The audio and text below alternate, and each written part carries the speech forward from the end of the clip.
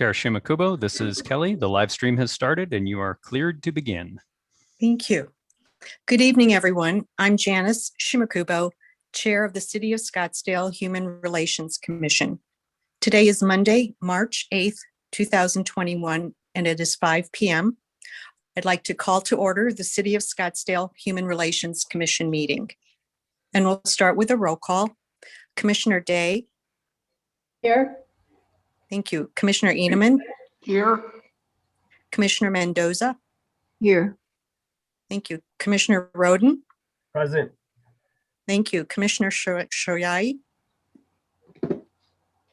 Okay, we shall wait for her, or she's not here yet, excuse me. Vice Chair Henchman. Present. Thank you. And I'm Janice Shimakubo. From staff, Sharon Sini. Good evening, commissioners, and Commissioner Shojaei just logged on. Thank you. Thank you. So for the record, we have Commissioner Shoshai on the call today. Kelly Corsett. I am here, Chair Shimakubo. Thank you. Thank you. Brent Stockwell. Present. Thank you. Bill Hyland. Okay. And we do have a guest, James Johnson, who will be joining us for agenda item number 3. So welcome, Mr. Johnson. And Sharon, I do not think we have any public comments this evening. Is that correct? That would be correct. Thank you. Okay, moving on to agenda item number 1, which is approval of the minutes from February 8th, 2021. Madam Chair, I move approval is submitted. Thank you, Mr. Chair Inaman, or Commissioner Inaman. Is there a second? You're the new. Second. I'm sorry. Who is that, please? Commissioner Day. Thank you, Commissioner Day. Is there any discussion or any additions or corrections to the minutes? Okay, hearing none, we'll take a roll call vote. Commissioner Day. Yes. Thank you. Commissioner Inaman. Yes. Thank you. Commissioner Mendoza. Yes. Thank you. Commissioner Rhoden. Yes. Thank you. Commissioner Shoyai. Yes. Thank you. Vice Chair Henchman. Yes. Thank you. And Janice Shimakubo is yes. So thank you very much. And we shall move on to agenda item number 2, which is presentation, discussion, and possible recommendations to staff or city council regarding the non-discrimination ordinance. And before I turn this over to staff, I'd like to just thank Sharon, Kelly, Brent, Bill, and the entire staff for all of the work that you've done on both the research for this ordinance as well as drafting an ordinance for all of us. So thank you for all of your hard work. And for the listening audience, I just would like to point out that this is the very first time that the commission as a body is reviewing the draft ordinance. So the commissioner received a copy of the ordinance after our February 8th meeting, and we received an updated version of the ordinance on Friday, March the 5th. So this will be our first time reviewing it as a commission. So with that, I'd like to turn this over to Sharon Sini, Kelly, and Brent. And but before you start, I'm sorry, and may I ask all the commissioners, Sharon will be presenting, so please hold your questions and comments until the very end, and then we'll do the raise hand for questions. Thank you. Go ahead, Sharon. Thank you, Chair. Good evening, commissioners. Hope you're doing well today. And it is my honor to introduce the proposed anti-discrimination ordinance. As an ongoing commitment, the Scottsdale Human Relations Commission recommended that the City Council consider a non-discrimination ordinance and an anti-harassment policy, and this took place in August 2020. Of course, this discussion was occurring with the renewed national discourse on race and equity, a movement that has touched and activated many within the City of Scottsdale.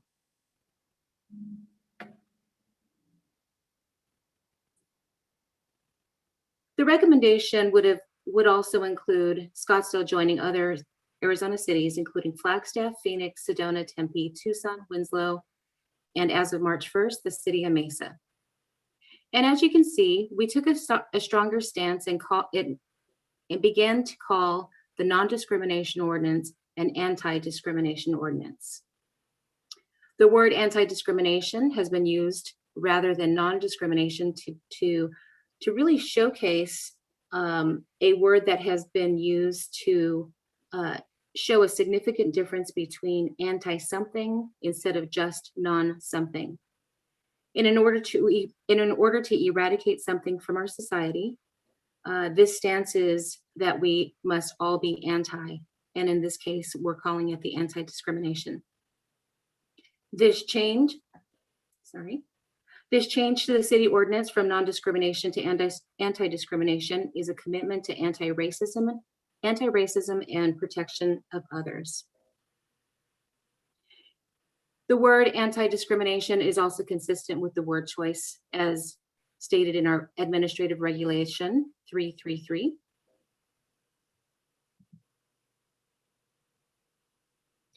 Why a local ordinance? Scottsdale continues to identify, sorry, I'm using two different screens, commissioners. Okay. Sorry about that. So why a local ordinance? Federal, state, and law do not prohibit discrimination in places of public accommodation or housing based upon sexual orientation and gender identity. Discrimination based on sexual orientation and gender identity by employers who employ fewer than 15. Additional federal government will be investigating housing discrimination based upon sexual orientation and gender identity under the Fair Housing Act. In addition, federal contractors are prohibited from discriminating based upon sexual orientation and gender identity. When staff reviewed federal and state employment laws, we discovered that these laws do not prohibit discrimination for businesses who employ less than 15 people. This is because only employees with 15 or more employees are covered under federal civil rights laws relating to employers. However, the Supreme Court in Boxstock versus Clayton County did rule that discrimination based on sexual orientation and gender identity is discrimination based on sex. Other than, as noted above, there are not currently any Scottsdale-specific ordinances that cover discrimination in these areas. Private employment, public accommodation, city services, including contracts.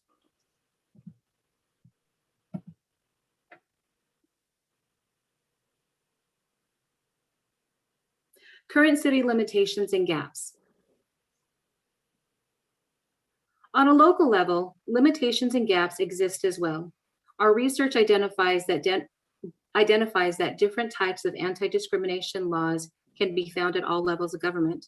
However, there are gaps in the patchwork of laws. For example, current city ordinances provide some civil rights protections, but do not protect individuals from discrimination in private employment, public accommodation, or city services. Effects of these gaps in federal, state, and local law is that persons can be denied public service, denied public housing, and employment.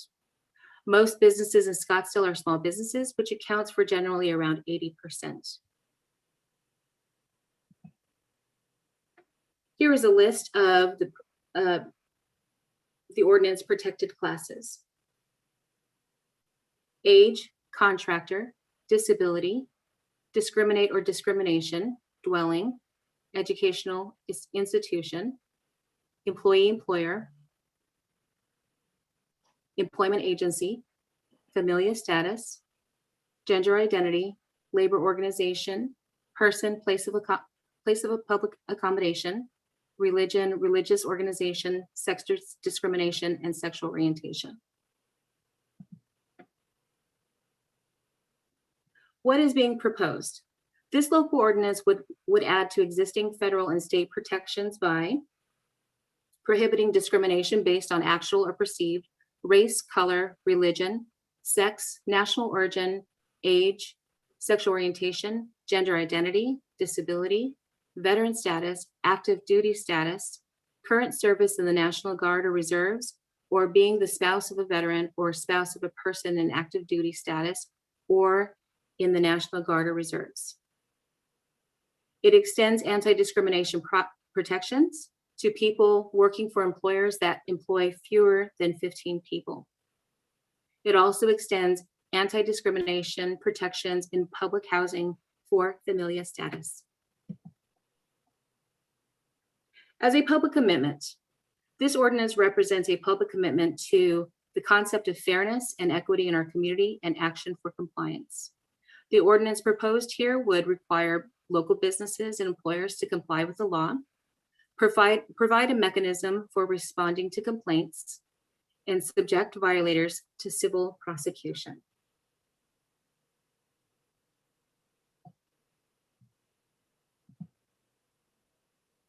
Here is the policy statement.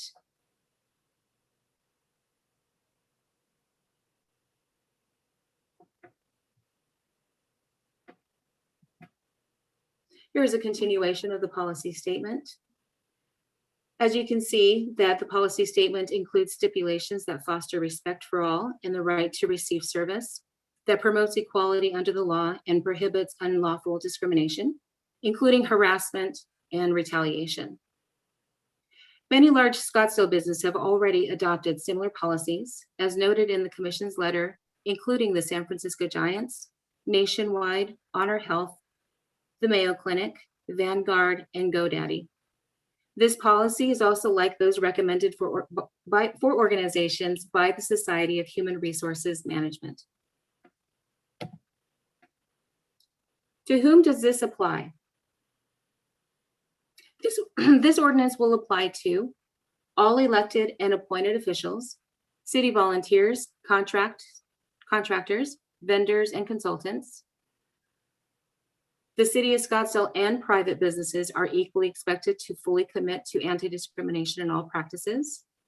City employees are already covered under language in Chapter 14 of the City Code. How is discrimination defined? Discrimination or discriminate or discrimination means to engage in or make directly or indirectly any act, policy, or practice that unfavorably subjects any person to different or separate treatment based upon protected classes. Harassment and retaliation also have definitions. What constitutes an unlawful practice? Unlawful practices include discrimination in access to service, employment decisions, membership, and it is also unlawful to retaliate or harass those reporting violations. All groups are prohibited from coercing, intimidating, threatening, or interfering with any person exercising under the policy or from harassment against any person for opposing an unlawful practice or filing a complaint. In addition, city vendors, contractors, and consultants are required to provide a copy of its anti-discrimination policy to the city's purchasing director. The proposed ordinance also includes a reporting of perceived incidences of discrimination, harassment, retaliation, and outlines discriminatory action. Examples of employment and public accommodation violations. Businesses and organizations would be prohibited from determining who to serve or not serve, make unlawful employment or compensation decisions, allow or disallow membership in a public organization. Employment and public accommodation exemptions. Specific exemptions allowed for bona fide private membership clubs that are exempt from taxation under Section 501c3 of the Internal Revenue Code, as well as religious organizations who employ individuals of a particular religion to perform work for the organization.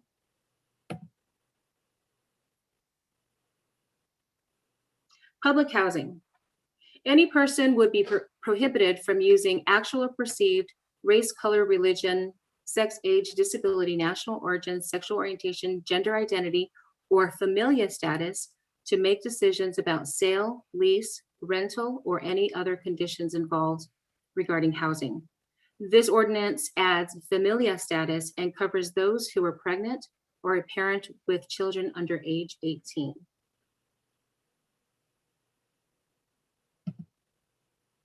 With regards to housing exemptions, exemptions are provided for housing operated under any state or federal program specifically designed or intended for persons of a certain age, religious organizations giving preference to persons of the same religion, selection of a roommate to reside within a dwelling or portion of a dwelling occupied by the person selecting the roommate, private clubs who provide lodging to members.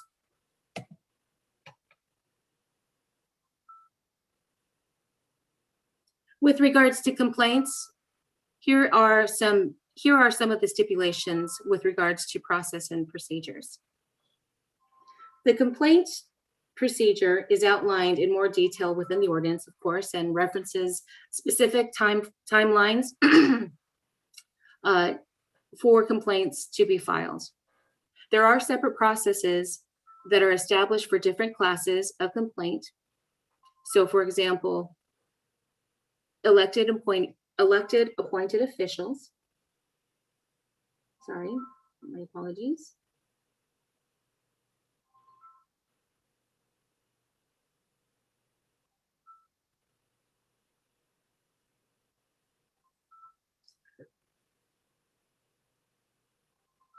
My apologies. This is totally distracting me. I'm so sorry. My apologies. My phone kept going off. With regards to separate processes, they are established for different classes of complaints. For example, complaints regarding elected and appointed officials are made to the city attorney, employees, and volunteers for the employee and volunteers to the human resource director, and contractors, vendors, and consultants to the purchasing director. And just to note, false and malicious complaints may themselves be subjected to disciplinary action.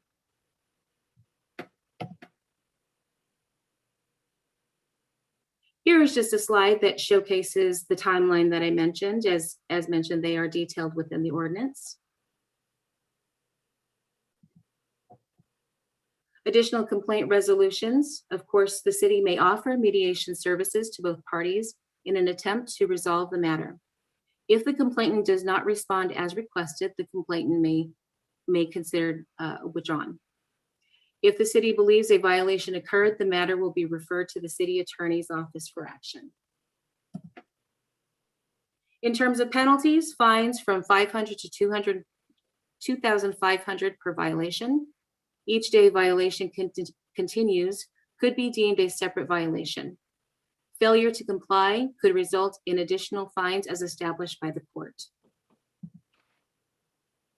With regards to community involvement, recommendations, as mentioned, were discussed multiple times by the Human Relations Commission over the years, and copies of the ordinance, the draft ordinance, have been provided to community diversity partners, advocacy organizations, along with the city's LGBT liaisons. Public education and community involvement opportunities are available for getting feedback. And in fact, we have received feedback from One Community, Equality Arizona, 1 in 10, and Experience Scottsdale, who all support the adoption of the ordinance.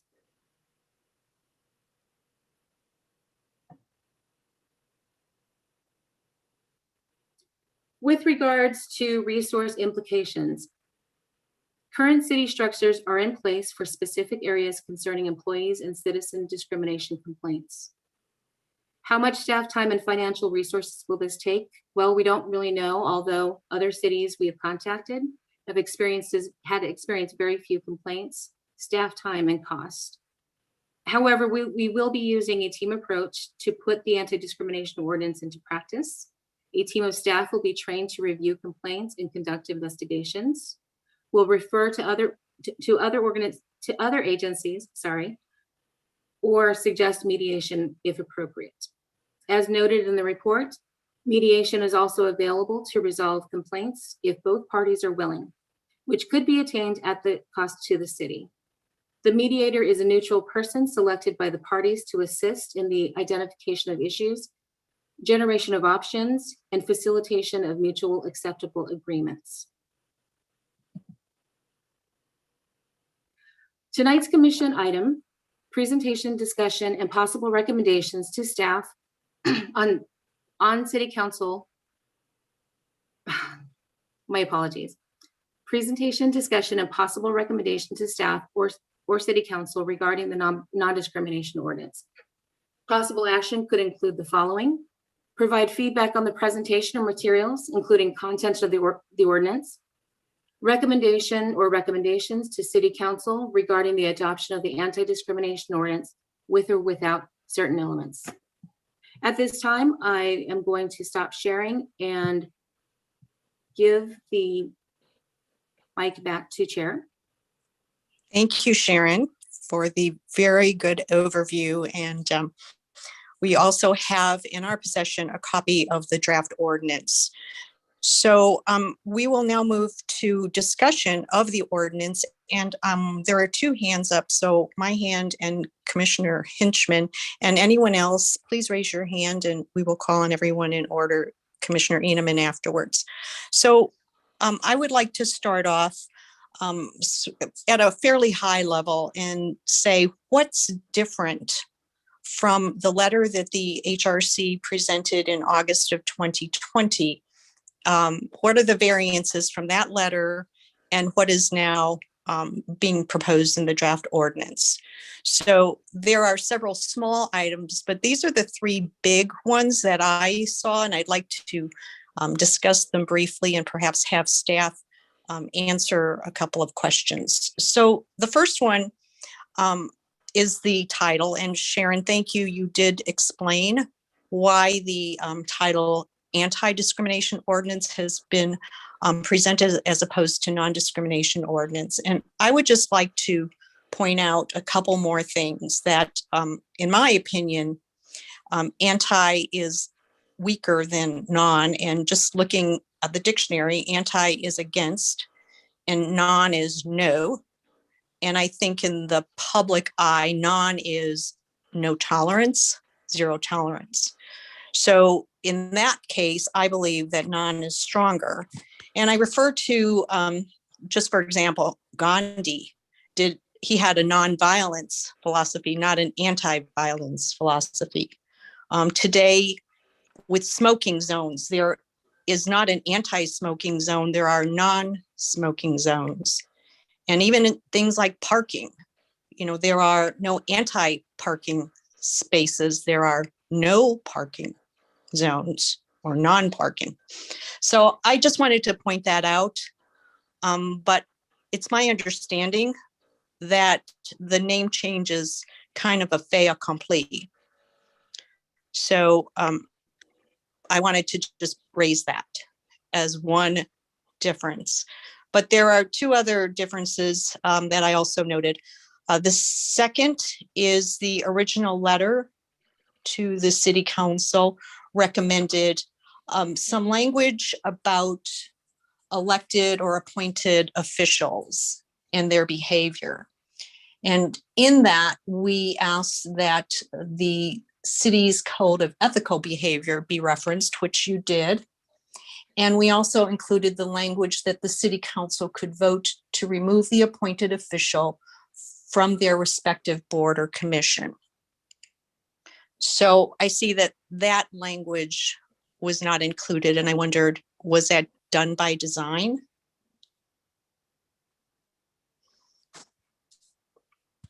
And I'll ask my third question, and then I'd like to take a moment and have Sharon, Kelly, or Brent please comment. And the third delta, the third variance that I noted was the protected classes. The original letter to the city council included actually 10 protected classes. And in the revised or the ordinance, the draft ordinance, 9 of those 10 were listed. And they are, and then on March 5th, 6 more classes were added. So roughly 70% more classes were added to the list of protected classes. And so I just wonder, where did those come from? Because they don't feel to be in the same spirit of the original protected classes. And I want to go back real quickly and just talk about, why are we moving forward with an ordinance? And we want to move forward to promote fairness and equity in our city. And what that means was we would provide opportunity and fairness for people who historically have been discriminated against and level the playing field. And in a sense, right or wrong. So the addition of these 6 additional classes does not fall into that category. And one could argue that the first 9 that were originally included cover those 6. So I would like very much for someone to please explain and tell us why those 6 were added. Thank you.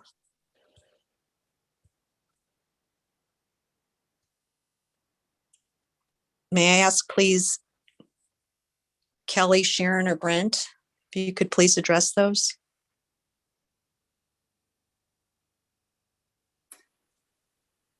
Thank you, Chair. Brent Stockwell, I would love to be able to give you the mic on this one. Sure.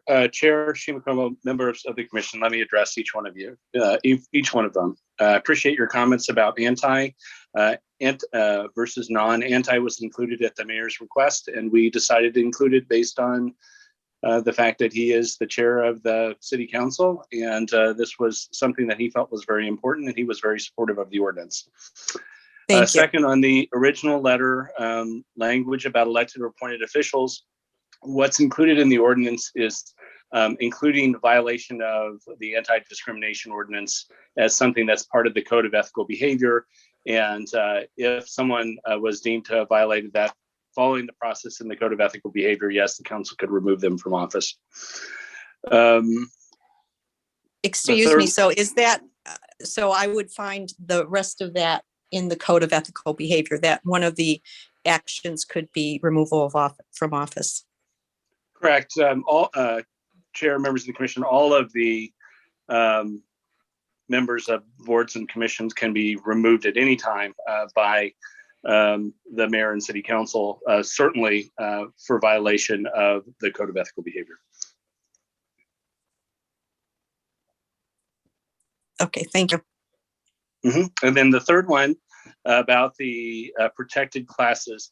If you could highlight for me the one that was missed, I could comment on that more directly, but I'm not so worried about that one. It was the ethnicity, which I believe was folded into race.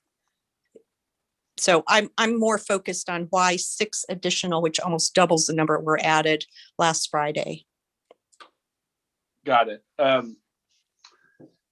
And I think on that, on the race one, if you, I'm just trying to, okay. So I understand what you're saying. So when we went to the city council retreat a couple weeks ago, it was asked at that retreat that we compare the city of Scottsdale draft ordinance to the Mesa ordinance. One of the provisions that was in the Mesa ordinance that was not in the Scottsdale ordinance, and also is in the Sedona ordinance and also in the Tempe ordinance as well, was military veteran status.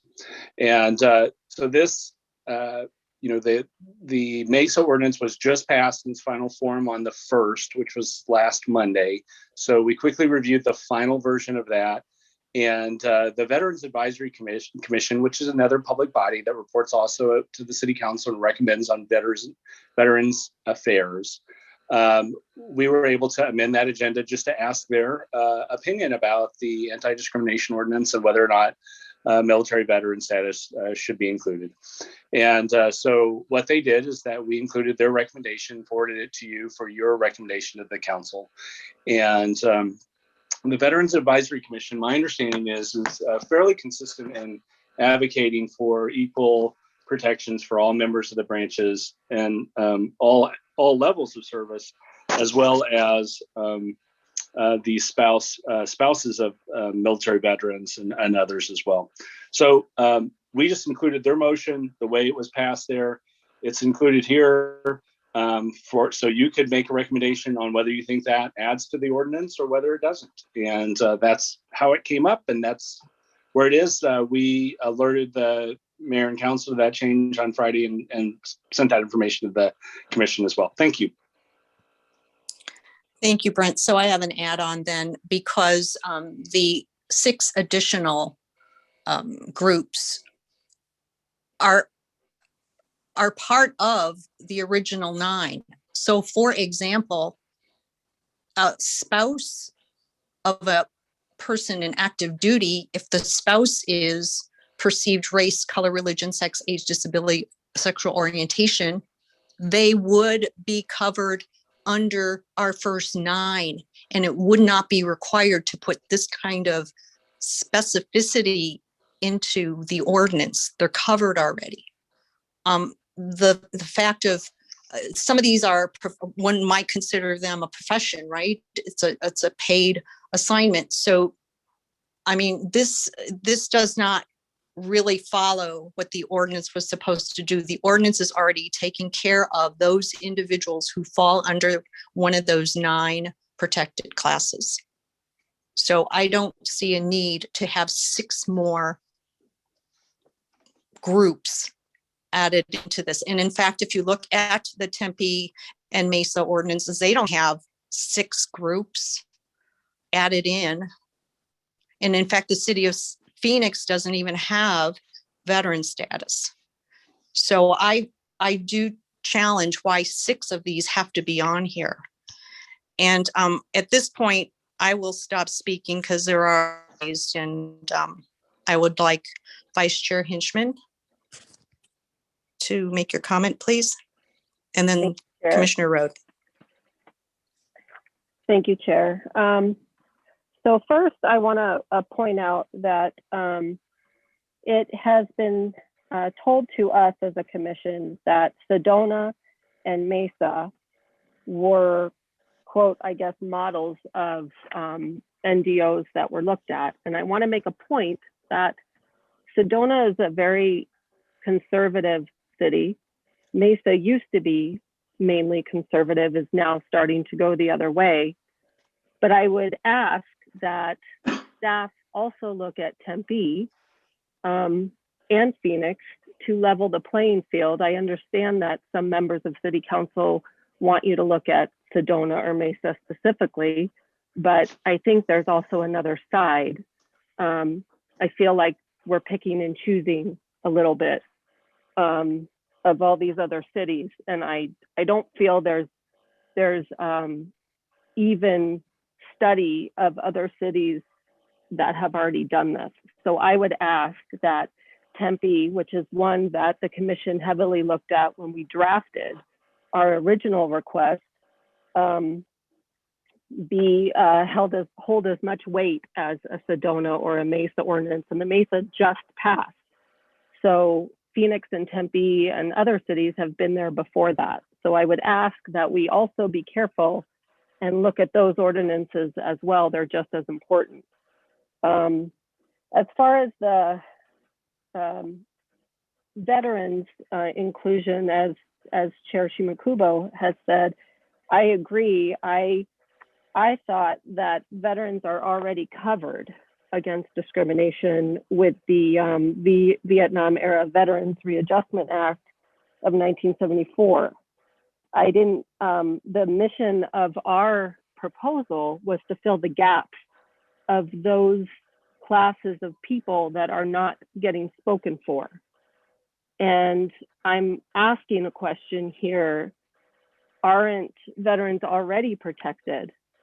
And if they're not, then if you look at the Tempe ordinance, the language included in the classes of protected people simply states U.S. military veteran status and not the other 6 that follow.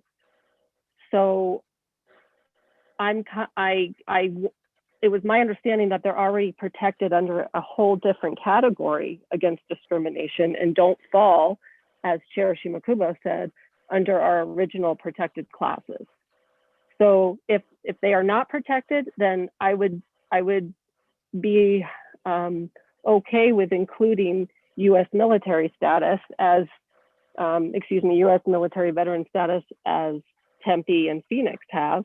But the other 6, I feel, is a little, muddies the waters a little bit. And I just want to keep us focused on what our original draft was. We also didn't know that this was getting sent to them, and I would have liked to have had input to that as well, or at least been at the meeting to add a commission voice at the time.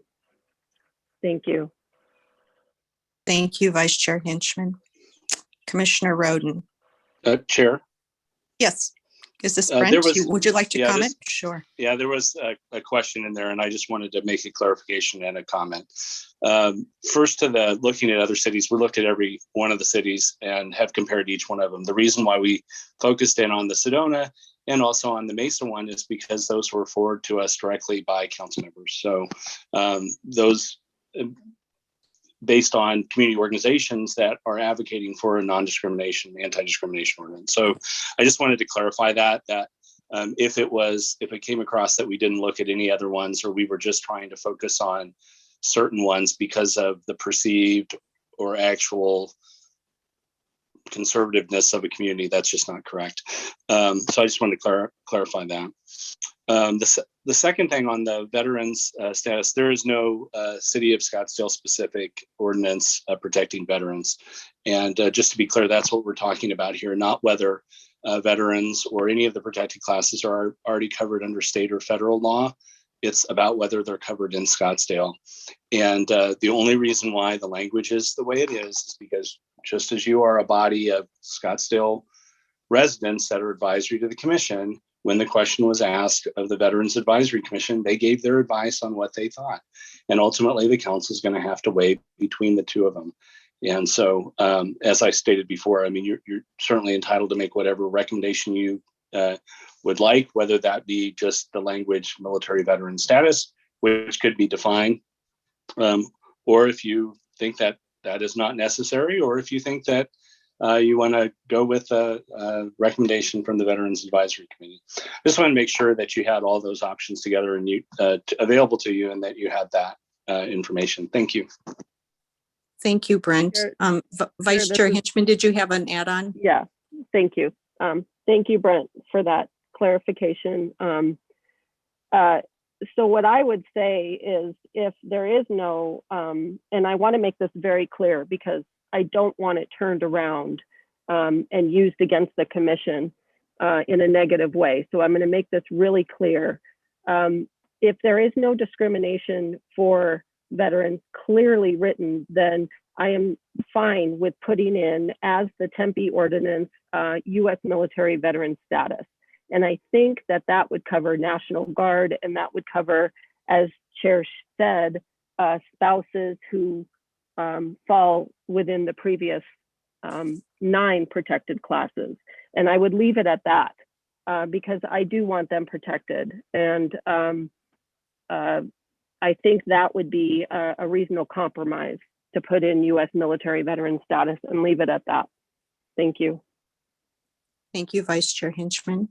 Commissioner Rhoden.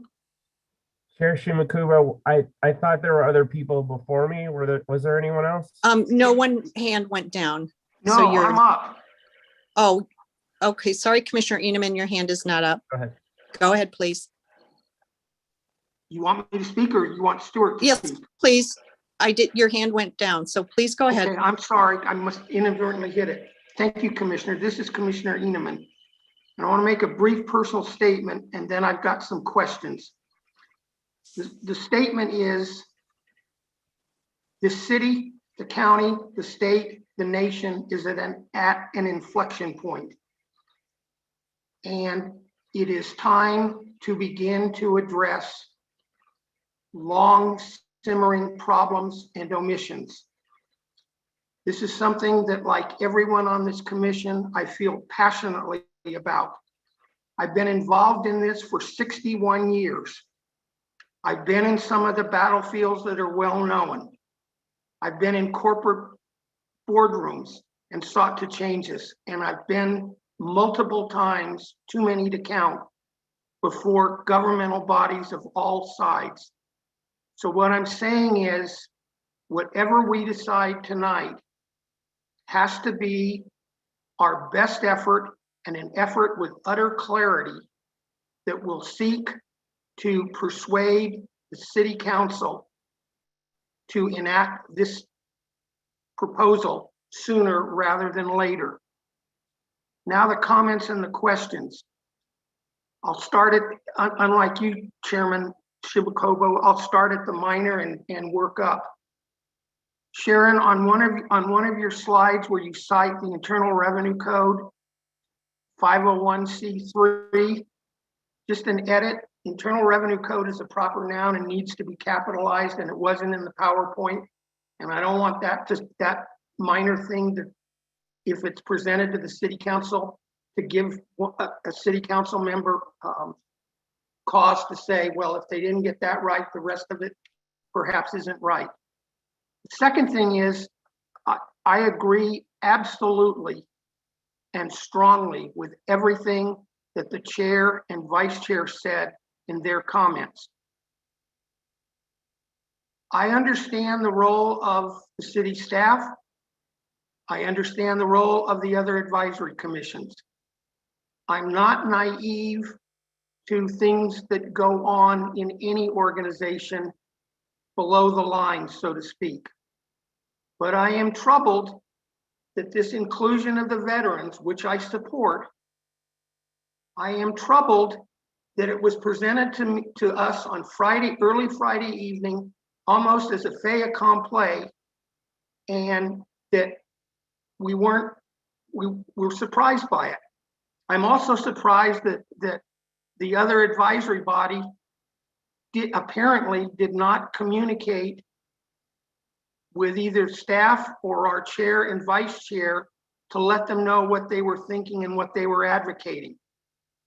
Next, I'm concerned that what I saw in the update Scottsdale at the end of the week on either the 4th or the 5th, specifically, this ordinance was presented to the community, and it was stated, among other points, that feedback was being sought from the community. Perhaps my notes are inaccurate, but my notes from the last meeting when we briefly addressed on garnering feedback was that this was going to be discussed with us before it went out, not after. So we didn't see the press release and we didn't know that this was coming. And I will just say that that's disappointing. And lastly, brief mention was made in Sharon's very good and comprehensive presentation about feedback from community groups. I'd like to know what that feedback is. And I'd also like to know what other groups receive the requests for feedback. Thank you, Chairman. Thank you, Commissioner Inaman. Brent or Sharon or Kelly? Well, Chair, members of the commission, Sharon, why don't you share what community organizations this was provided to? I know it was provided to the diversity partners that the commission has kind of recommended that the city have diversity partners with, and also other community organizations such that have expressed interest in such an ordinance in the past, such as Scottsdale Arts, Experience Scottsdale, Scottsdale Leadership, Scottsdale Chamber of Commerce, to name a few. Sharon, anything to add to that? Thank you, Brent. Thank you, Commission, for that question. And we have had, as mentioned in the PowerPoint presentation, that we have had some, at least 4 members responding back with their support. The other members, such as the NAACP, other members of our community, Scottsdale Chamber, Scottsdale Charros, they have received it. They have not submitted any additional feedback as of yet. Who were the 4 and what did they say? The four, beginning with Experience Scottsdale, we received a message after sending it to the vice president, who said that she would also send it over to the IDEA committee, which is an internal diversity group. But right off the bat, she expressed the Experience Scottsdale support for passing a non-discrimination ordinance.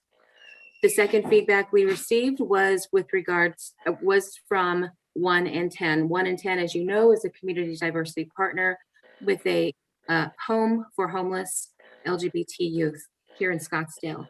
They also specifically said that they support the adoption of the non-discrimination ordinance. The other two, including Stana Slater, had received the ordinance and let me know that she was going to receive it.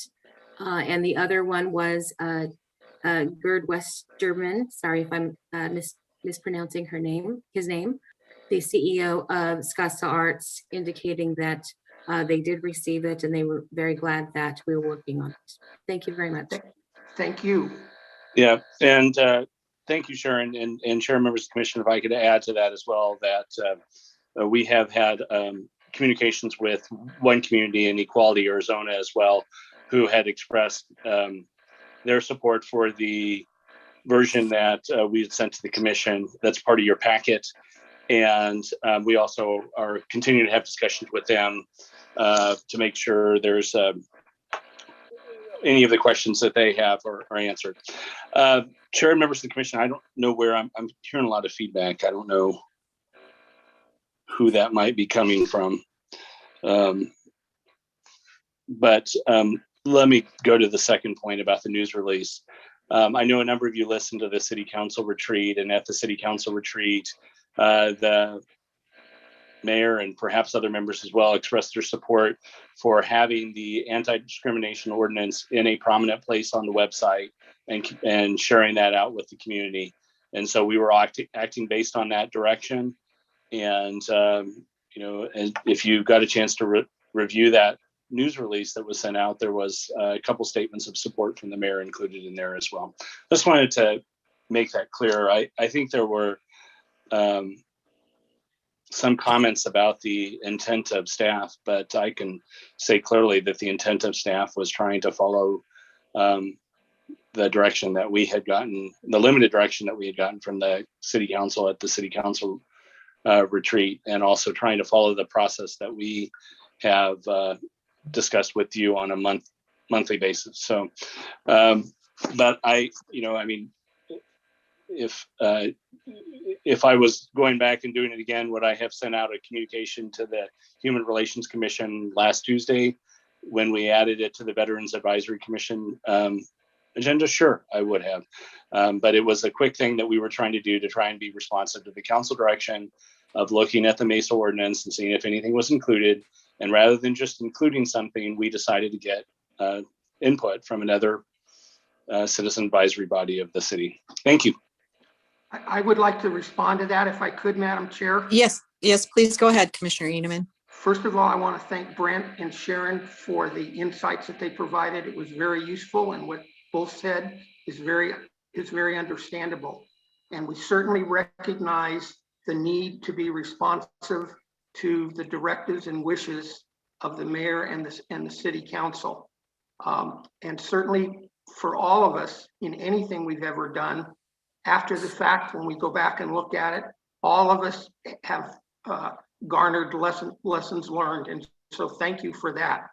I just wish the quick response that came to get this to the veterans organization, I wish it had been modeled a little bit more over the last 9 months as we've been waiting to get this thing to the point where it is. Thank you. Thank you, Commissioner Inaman. Commissioner Rhoden. Thank you so much, Madam Chair and fellow members. I want to take 2 steps back and actually applaud the city because we have a working document. And I want to put that on the public record that we have a working document to say all the things that we just said about. So that we actually are not looking at a theoretical, but a conceptual and something that's on paper that's 14 pages. I applaud the city in their efforts to get us this far. In lieu of repeating some of the same things that were said, the only thing that I sort of want to focus on in terms of the sausage making, as we're talking about it, are two sort of clarifying things.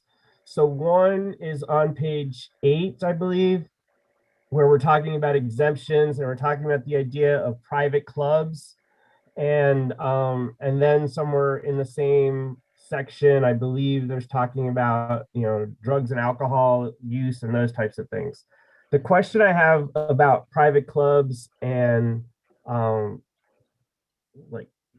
clothing option, dress codes and those types of things is, in the history of history, right, of human history, do you think that because of this ordinance, there's a possibility, and take your pick, anywhere from nightclubs to golf courses that are now public, are going to change their ways, if you will, and all of a sudden, go from a public place to a private place, even if it's just a $5 membership fee, as in the case of, some of the places back in the 1960s when they were trying to keep people out based on race and gender. Do you foresee that being a potential, one? And then two, as we're talking about non-discrimination and, to the point about the list that was on there, I err on the side of being overly explicit as opposed to implicit. And so I understand, what the chair is saying and what the vice chair is saying, but if we can maybe streamline the language, so instead of having, that it reduces but still expands, so to the point of, having veterans protected status as opposed to listing every branch of the veterans is an example of that. And the last part is that my understanding is that this ordinance, whether it's anti or non, is to fill in the blanks of what's absent from the state and what's absent from federal government, or to supplement in certain cases. And so, one, I guess, do the city staffers feel as if this ordinance does that? And then two, I guess my colleagues, do we feel as if that it codifies and fills in the blanks, or is there something that is missing from here that is either an unintended consequence or something that we missed, or something that, works well, that we think we're on the right path? Thank you. Thank you, Commissioner Rhoden. Did staff want to make any comments, please? Yeah, sure, Chair.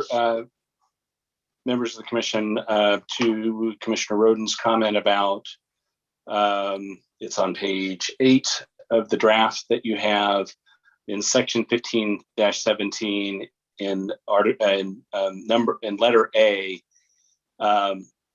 It says clearly not conducted for the purpose of evading this article. So any private club that just became a private club to avoid the anti-discrimination ordinance would not be exempt from it. So we have that language in there specific for that reason. The types of exemptions that we have in here and the clarifications, they were pulled from looking at a bunch of different ordinances, not only within Arizona, but also nationally, and also looking at best practices of, as Sharon mentioned, of organizations such as the Society for Human Resources Management, in particular on the section that applies to the city of Scottsdale in particular. So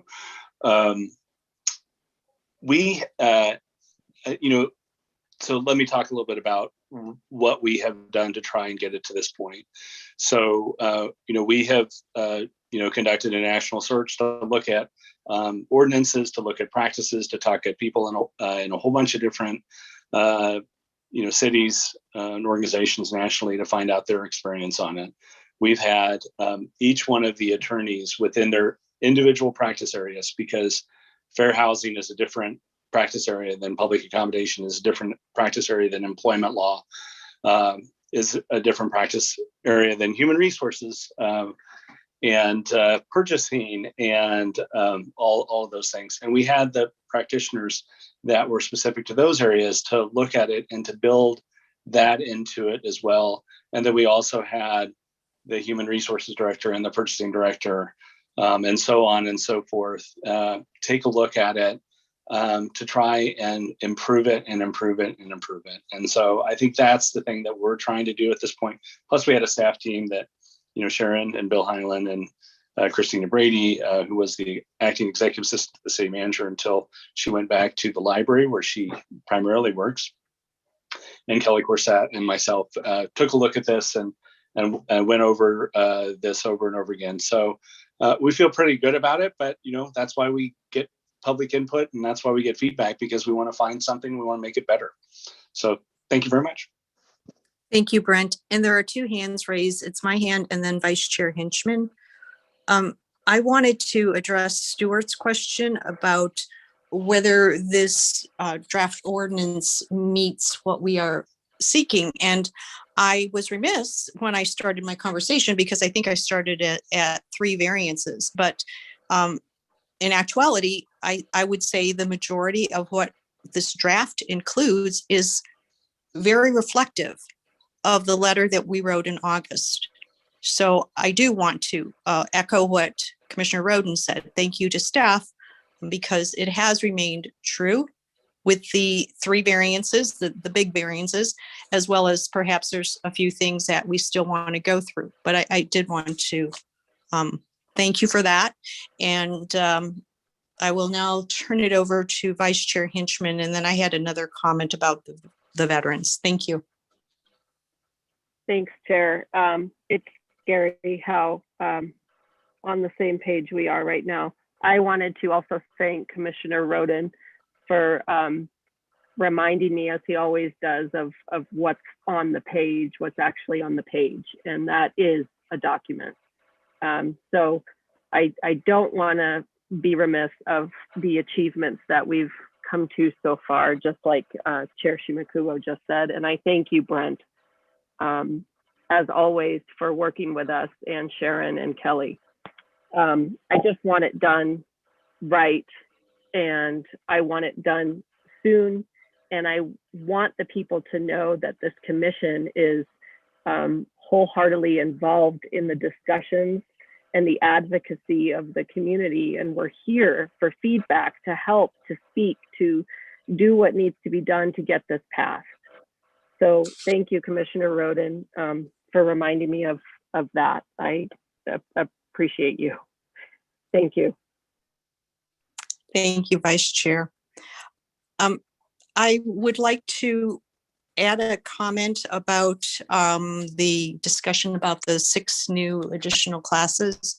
And also what I thought we could do is, if there are any other comments related to what we've already talked about, or perhaps there are some other comments that individuals may have about any of the rest of this document, please, now is the time to share them, because this will be our last discussion about it until it goes, and next it goes to the City Council, their March 23rd work study session.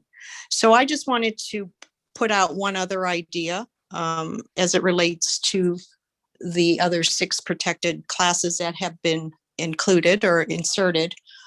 That would be, the City of Chicago has an interesting language in their NDO, and it is military discharge status, which I thought was very interesting, because in the spirit, if you will, of protecting those who may have been discriminated against historically, that could be a possibility depending upon the discharge status. So I just put it out there as just an idea.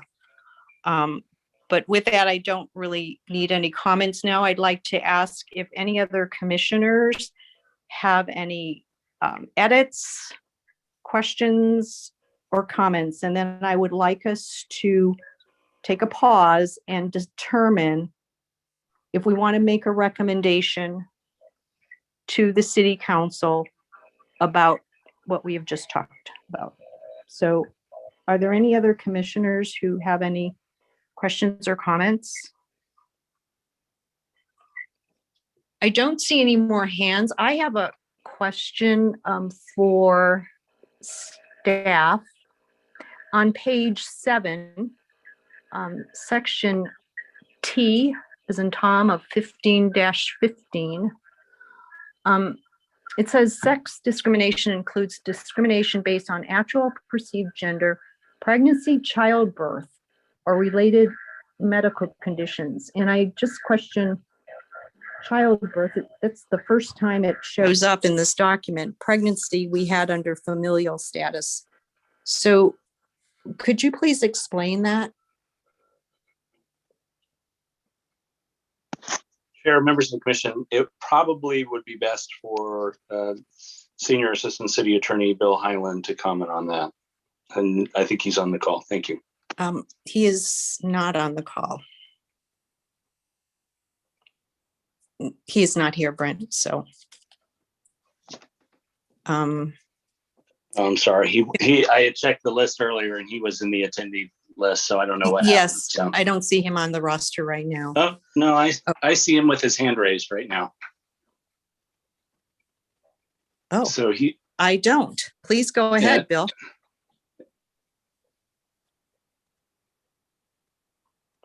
Bill, you're muted. Oh, good. okay. Can you hear me now? Yes. Yes. Oh, good. If you could just direct. We can't hear you, Bill, and you fell off. Can you hear Yeah, me now? There we go. Bill, I can hear you. The question was referring to section S in 15-15.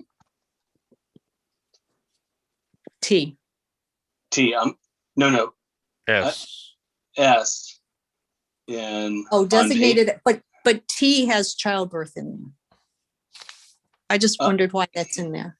I'm sorry, we may be referring to slightly different versions, but what you had read was the sex discrimination includes discrimination based on actual or perceived gender, pregnancy, childbirth, or related medical conditions. And Bill, the question was, why are pregnancy, childbirth, and related medical conditions under here? They're already included up under familial status, which is letter K. Thank you. Okay. Are you guys are able to hear me or no? Yes. Okay. I'm just looking at this because it's a pretty specific question.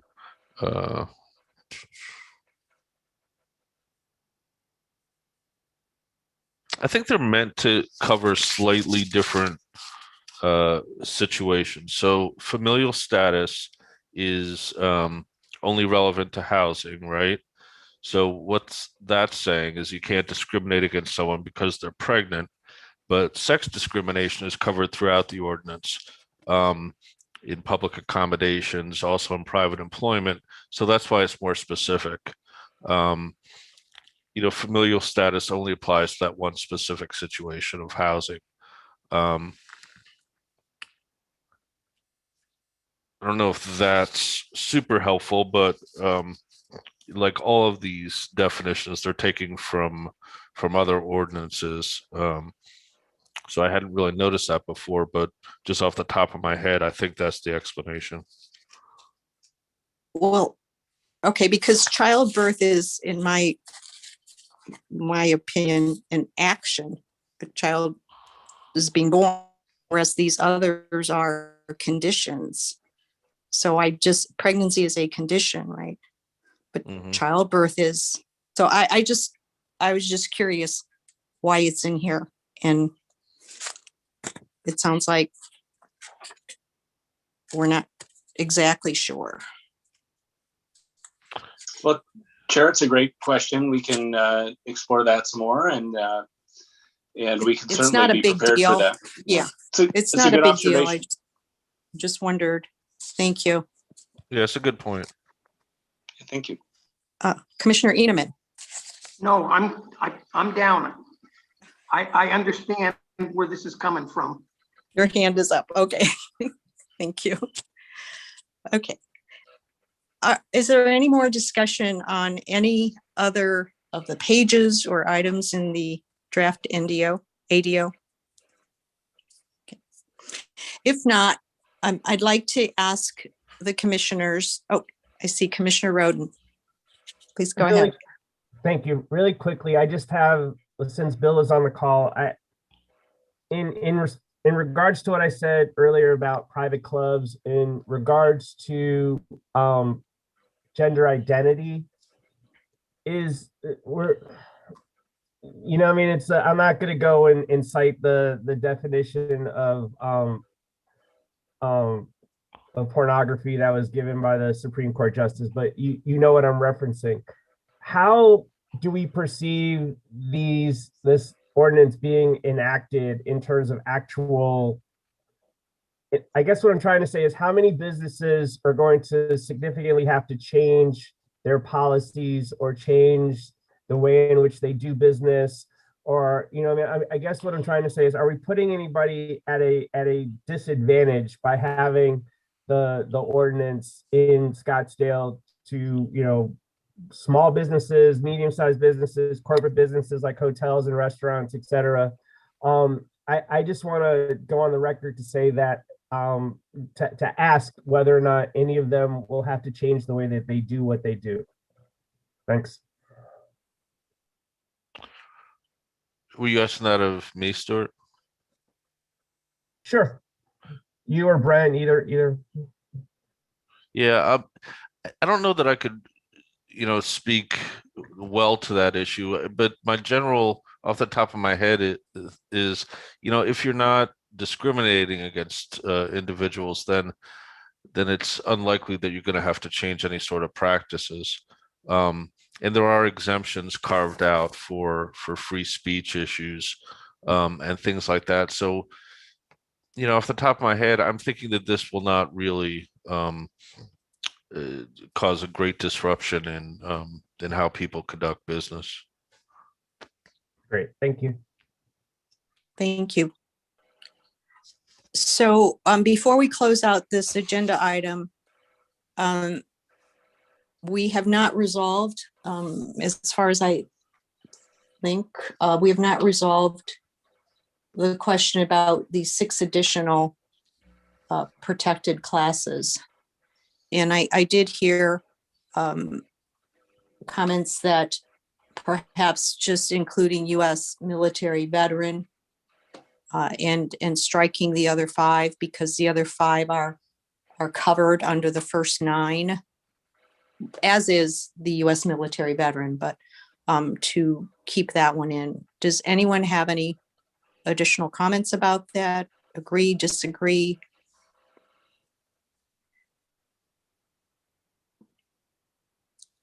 Vice Chair Henchman?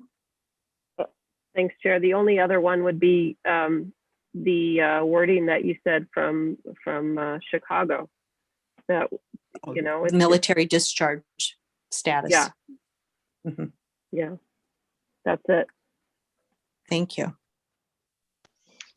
Chair, members of the commission, this is Brent Stockwell. I know Kelly Corsett is on the call now, and Kelly is, in addition to assisting Sharon in the support of the Human Relations Commission, he's also the staff liaison to the Veterans Advisory Commission, was in the meeting the other night. So I know he wasn't on during the conversation earlier, but if you wanted to ask anything specific to him about the reasons why the Veterans Advisory Commission felt it important to not just have military veteran status, but expand it more broadly, he certainly could speak to that if you would like him to. But if as well, if the commission just wants to say no to not recommend military veteran status, or wants to just have military veteran status, whatever you want to do, that's up to you. I just wanted to give that as an option. Thank you. Thank you, Brent. I see 2 raised hands, Commissioner Inaman and Commissioner Rhoden. Yes, Commissioners, I believe and advocate that we add the discharge status to the proposal in front of us. And I make that advocacy on the basis that for relative consistency, discharge status is taken into account in employment law. We've covered everything else. So why, I think we benefit from having it in, and that would be my recommendation for an addition. Thank you. Thank you, Commissioner. Are there any, oh, I am hearing echoing now. Are there any other comments by the commission? So I would like to ask Brent or Bill, process-wise, I don't know, is this a vote or this is just our feedback to the city council? Is that correct? It's the group's feedback. Chair, members of the commission, it's actually agendized so that you could make a motion or recommendation to the city council tonight. And just in terms of process, I wanted to clearly lay out the future process. So you're reviewing this, making a recommendation tonight. The council on the 23rd will have a work study session and provide any feedback and direction on that. Both the Veterans Advisory Commission meets the first week in April. You all meet on the second Monday in April as well, and then the council would be considering this item back on April 20th. So you will have another chance at this after the work study session if you want to provide any additional comment or feedback to the council at that point. But you certainly could make a recommendation at this point. Thank you. Thank you very much. Point of clarification, if I could, yes, for go. Brent. Brent, with respect to what you just said, will you be sharing with the commission after the 23rd what the council wants, or if they have new questions that we need to consider at that April 12th meeting? Chair, members of the commission, Commissioner Inaman, certainly we can relay to you the outcome from the March 23rd City Council work study session, just like we'll be relaying to them the outcome of tonight's discussion. Thank you. Thank you. And this is Janice Shimakubo, because that was a similar question. But one more time, for clarity, is it expected that after the March 23rd work study session, there will be yet another version of an ADO? Is that what is expected? A revised version? Chair, members of the commission. So at the city council retreat, majority of the city council wanted to have a work study session before final consideration of the anti-discrimination ordinance. At that work study session, they will likely talk about some of the same issues that you're talking about tonight, and they may give a direction to staff to prepare a final version of the ordinance, which includes X but not Y, or X, Y, and Z, whatever it is. And so, yes, the draft that goes to them, a different version could come out of that based on their direction. Thank you. Thank you. And a tag along question then. So after that, we'll call it Rev 1 or whatever, comes out, this commission could look at it at our April meeting. But that would be too late. Is that correct, to make any recommendations for the April 20th meeting? Well, Chair, members of the commission, my recommendation would be to make a recommendation tonight, and then to wait and see what the outcome of that discussion is. We could certainly present it. You could certainly talk about it. And if you had a further clarification to your recommendation at your April meeting, we could pass that along as well. So the whole point of the commission is to provide community look at these issues and advise the council. And so we want to make sure you're able to do that. Thank you. Okay. Thank you. And there was one other item, and then I see one more hand up. Commissioner Inaman, hang on a second. The other discussion from the city council meeting on February 23rd, and one of the reasons for the work study was the housing exemption for a residential proper roommate situation. So we did not talk about that here, but that has been addressed, correct? It's supposedly in a new version. Maybe we don't have that one. No, Chair, members Or- of the commission, this is Brent Stockwell, and on page 13 of the version posted online related to your agenda item, the language, this article does not apply to the selection of a roommate to reside within a dwelling or portion of a dwelling occupied by the person selecting the roommate. And that language was identified after the council retreat and prior to sending the packet out for this meeting. And it was based in large part on a case from the U.S. Ninth Circuit Court of Appeals from 2012. It was a fair housing group in Southern California versus roommate.com. And in that, the Court of Appeals clarified the Fair Housing Act, basically stating this. And we felt that this is helpful to include in there because someone just looking at the Fair Housing Act, which is basically what Article 3 of the Anti-Discrimination Ordinance is about. We felt that that may not be clear to someone. So this is just a clarification that if you're based on that Court of Appeals ruling, which looked at the Fair Housing Act and looked at the Constitution and stated that this was also something that was not covered by the Fair Housing Act because it was a portion of a dwelling that was owner occupied and because of the First Amendment related freedom of association. And that's basically why we included it here, because we thought it was a good summation of existing law. Thank you. And so Brent, this is Janice Shimakubo. So that addresses the city council question that came up on the 23rd. Correct? Chair, members of the commission, it addresses two things. One, we looked at language that was in the Mesa ordinance relating to this exception, and also looked at the, this was a question that was raised at the council meeting. Yes, council retreat. Thank you. Thank you. Commissioner Inaman. Madam Chair, with all the comments in mind, I would move that the commission tonight accept for transmittal to the city council the ordinance that is before them with the addition of the discharge status to the applicable veterans section that's now added in there.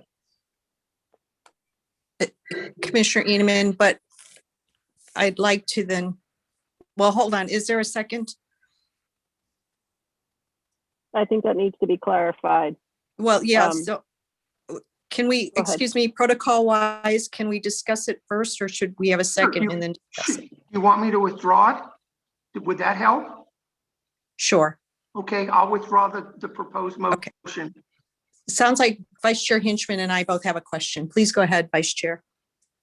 No, I agree with Commissioner Inaman. I would put the wording in discharge military status in place of, let me go back here. Sorry. All six of them, Yes, all six of yes, them. that is correct.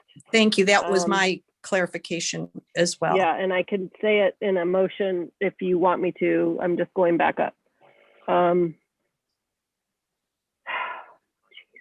Okay, so it would be, it is the policy, so this is section 15, 2, I believe, on page 2 of 14. It is the policy of the city to not discriminate and provide equal opportunity to all persons regardless of actual or perceived race, color, religion, sex, national origin, age, sexual orientation, gender identity, disability, veterans, Military would be discharge status. military discharge status, period. So it would be gender identity, disability, and military discharge veteran status, Or military, yeah, discharge status. I've written it like 10 times and I can't find how I wrote okay, it. thank but you. So yes, that would be the so- motion. I have another add-on clarifying point though. That's 15.2, but that is repeated throughout the document. So it would have to be changed in every section where it is repeated. That is correct. So I see Commissioner Inaman and then Commissioner Mendoza. No, I'm down. Okay, and Commissioner Mendoza, please.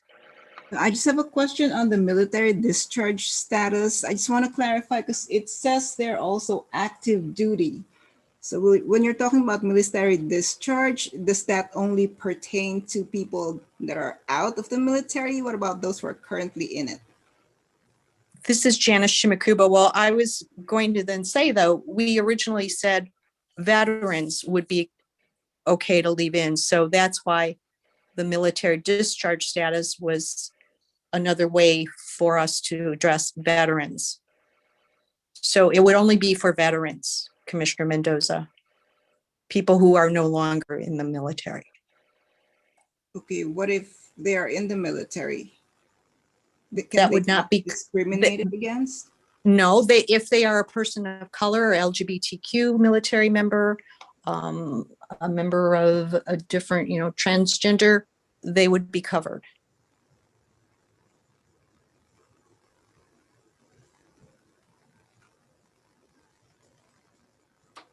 So, Chair, members of the commission, if I could, this is Brent Stockwell, if I could weigh in just to clarify, and maybe again, I'll perhaps defer to Kelly to clarify this further, but military discharge status would just basically prohibit someone from asking, say, in fair housing, what your military discharge status is regarding whether or not they would rent or sell that housing to you, right? That's how that type of thing would be used. What then wouldn't be covered by that is if a spouse of a veteran or active duty or National Guard or reservist was going and trying to rent, say, a fourplex, one of the fourplexes or a duplex in an owner-occupied housing, just to give an example. And if they asked, where does your spouse work? They said, well, they work for the U.S. Army, and then they would be denied housing as a result of that. I think that is the kind of refinement that when the Veterans Advisory Commission was asked this question, that's why they responded the way they did. If you only want to have it constrained to whether or not someone is a veteran or not, so you couldn't be discriminated against because you were a veteran, or if you wanted to make it only so that their discharge status was something that a decision was made on, then you would want to go with some of the other language. And so I just wanted to clarify that. I understand if the intent of the commission is to constrain that more narrowly, then you would want to do one of the other ones. Thank you. And if I could just add one little bit for clarification, I think the way we want to think about this is not who is covered, because everybody's covered. Everybody has a race, everybody has a gender, everybody has a sexual orientation. It's based on, think about it rather on what basis is someone being discriminated against, as opposed to who's covered, because really everybody's covered by the ordinance. Thank you, Great. Bill. Yeah, great clarification. Thank you. Thank you very much. I see two raised hands, Commissioner Inaman and Vice Chair Henchman. No, I'll withdraw because Bill gave such a good clarification. There's no need to say anymore. Okay, Vice Chair Henchman, your hand is raised. Okay, so I want to clarify what Bill just said. Which one is more encompassing? And is it needed then, based on what you just said? Can you clear that up for me, for non-lawyer people, please? Thank you. So Emily, you're asking which is more encompassing? What are you referring to?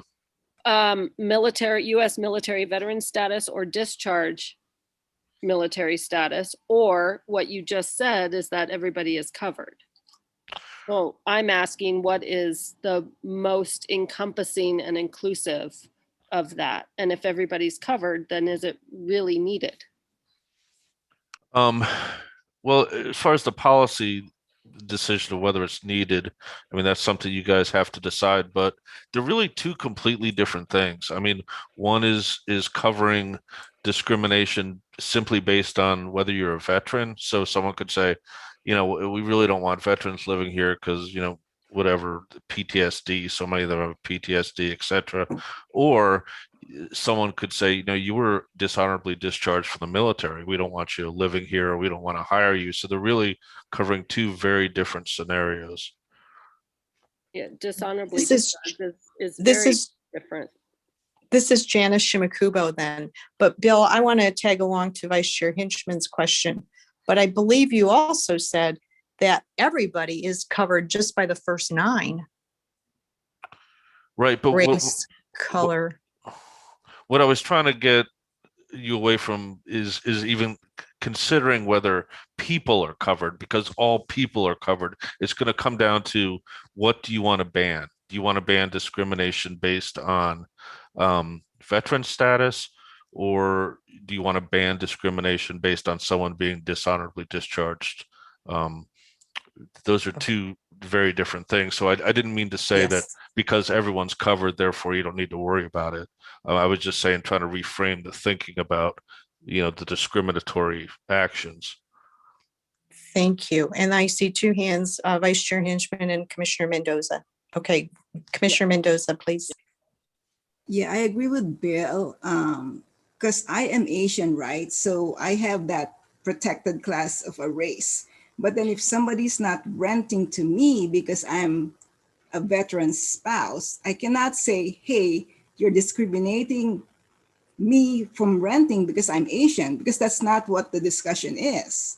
So although Asian is all encompassing, it's a race in itself, and there's a lot of Asians, it's a protected class. That is not what I'm being discriminated against. I'm being discriminated against being a veteran spouse from my right to rent that place. So that is the clarification that I wanted to make. So we cannot just say, you know, we already have race, we already have religion and all that, because that's not the purpose from which we are being discriminated against, as Bill has already stated. Thank you. Commissioner, Vice Chair Hinchman, please. Then I would rephrase the motion as putting in U.S. military veteran status. If I think we need to come to a vote of what we want, and which one is most inclusive, because I hear what Commissioner Mendoza is saying, and yes, we can't just assume that they're going to fall under the first 9. So I would make it simple and just say U.S. military veteran status. And this is Janice Shimakubo, and strike the other 5. That's correct. And throughout the entire document. Thank you. Is there a second? Second. That's Commissioner Inaman. Is there any more discussion about this? Okay, so a motion has been made and seconded. So we will do a vote. Please vote yes or no. And we will start with Commissioner Day. Yes. Thank you. Commissioner Inaman. Yes. Thank you. Commissioner or Vice Chair Hinchman. Yes. Commissioner Mendoza. Yes. Thank you. Commissioner Rhoden. Yes. Commissioner Shoyai. Yes. Thank you. And this is Janice Shimakubo. Yes. So thank you very much. That motion has passed. Is there any other discussion about the ordinance? Okay, thank you, everybody. And thank you, Sharon, Kelly, Brent, Bill, for all of your participation and for answering all of our questions. So let us now move on to agenda item number 3. And James Johnson, thank you for waiting. This is the presentation, discussion, and possible recommendations to staff or city council regarding the 2020 National Community Survey results. And I will turn it over to James Johnson and Kelly Corset.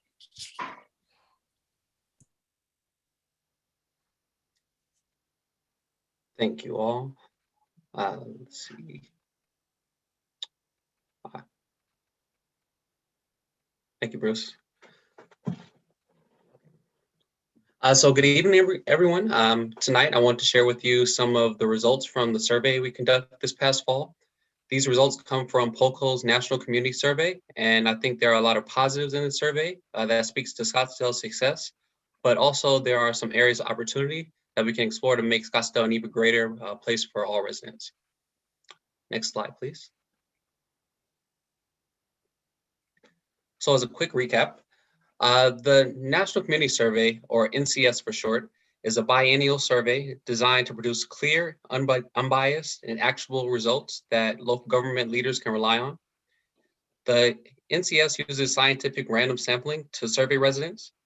Their survey methods seek to validate findings and put results into meaningful context. Drawing from a resident opinion database of well over 30 million Americans, the NCS compares local results with benchmarks compiled from surveys conducted across the United States.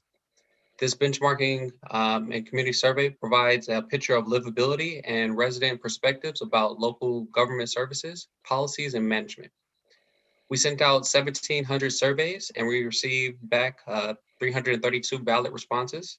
That's about a 21% response rate. Citizens could citizens could mail in surveys or they could complete the surveys online.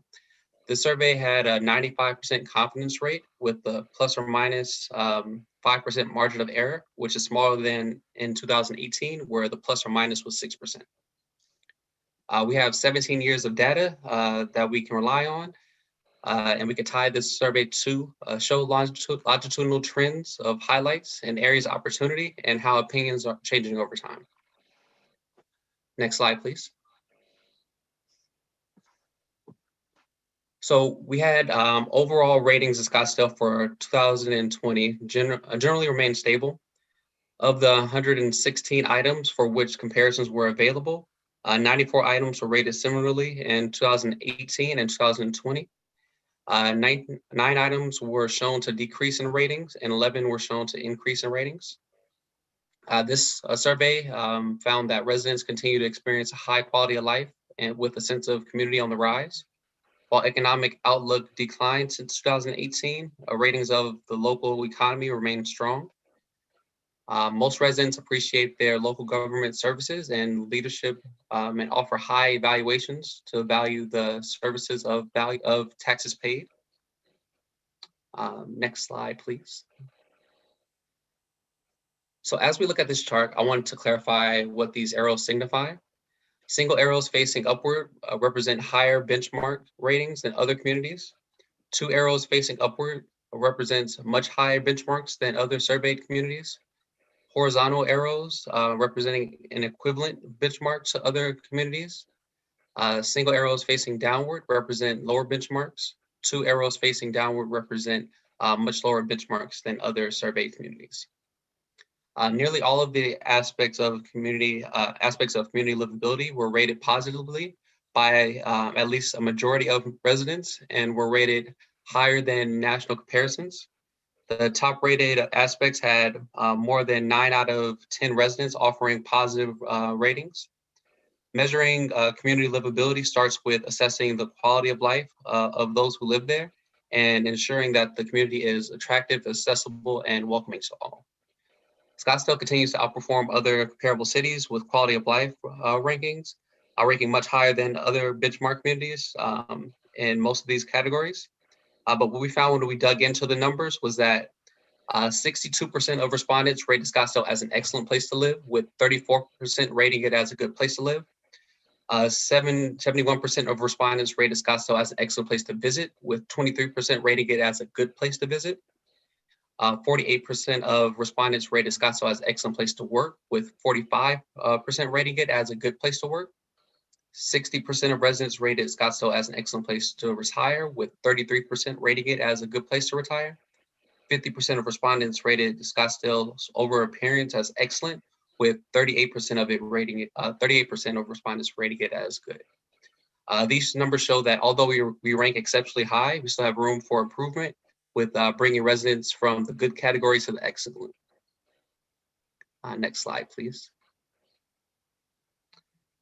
So this is a quality versus importance matrix. Items to the right were rated as high in quality ranking, from low to medium to high. And items rated from lower sections to the upper sections were rated low importance to medium importance to high importance, respectively. So if we look at the economy and health and wellness as it pertains to the quality of life and livability are both on both high of importance to people. And we also receive high ratings as to the quality. Looking at this chart, we find that we have nothing in the low quality category, but inclusivity and engagement are rated medium quality, but of low importance. This shows that the aspects of this category had low yield on how residents ranked Scottsdale's livability and quality of life. Next slide, please.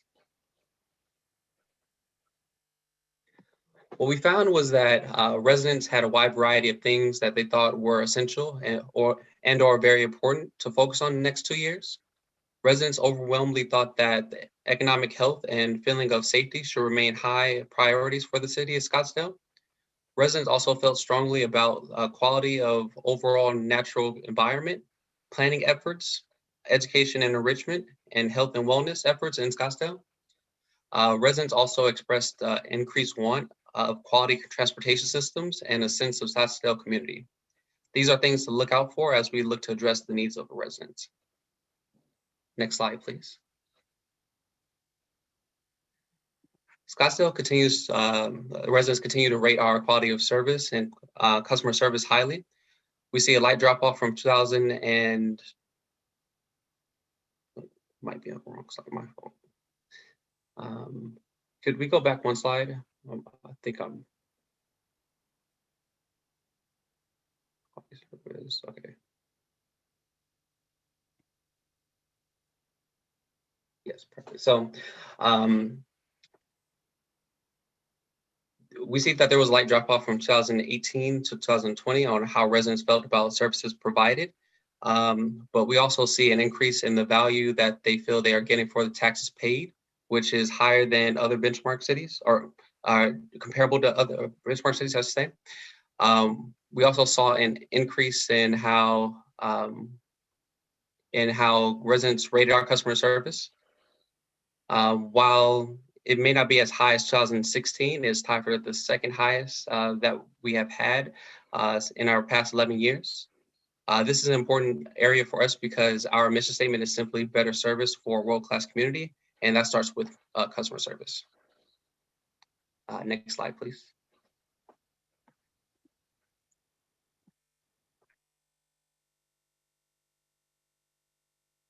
All right, and these are the highest rankings from 2020 as National Community Survey.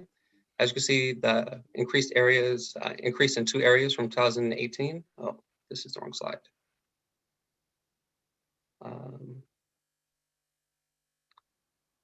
Sorry about that, everybody. If you could go down one slide for me. Okay, there we go. So these are the highest ratings from 2020's National Community Survey. As you can see, we increased in 2 areas from 2018, and that's in safety of neighborhoods during the day and quality of businesses and establishments, which were rated highly in 2018 as well.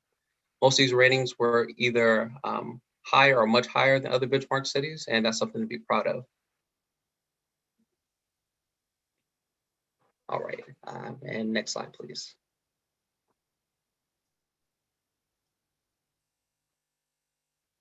All right, and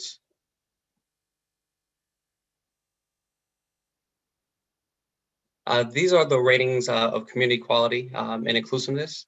And these are similar to the benchmarks that we had in 2018. The sense of community was the only question where there was statistical improvement in rating in since 2018. The other ratings fell within plus or minus 5% of each other. But we did see this one go up, and so we're actually pretty optimistic about that. Next slide, please. So if we take a deeper look into the data from this section, we start to see some trends in regards to how answers change based on demographic background. As a reference for this information regarding race and ethnicity, only 29 of the 332 respondents identified themselves as non-white, and none of the respondents being Black or African American. Also, there were more women respondents than male, with about 57% of respondents identifying as female and 43% identifying as male. So when looking at this demographic information, the question of openness and acceptance of the community towards people of diverse backgrounds, looking from the left column to the right, we found that women scored the question lower than their male counterparts, and minorities in Scottsdale rated Scottsdale lower than white respondents.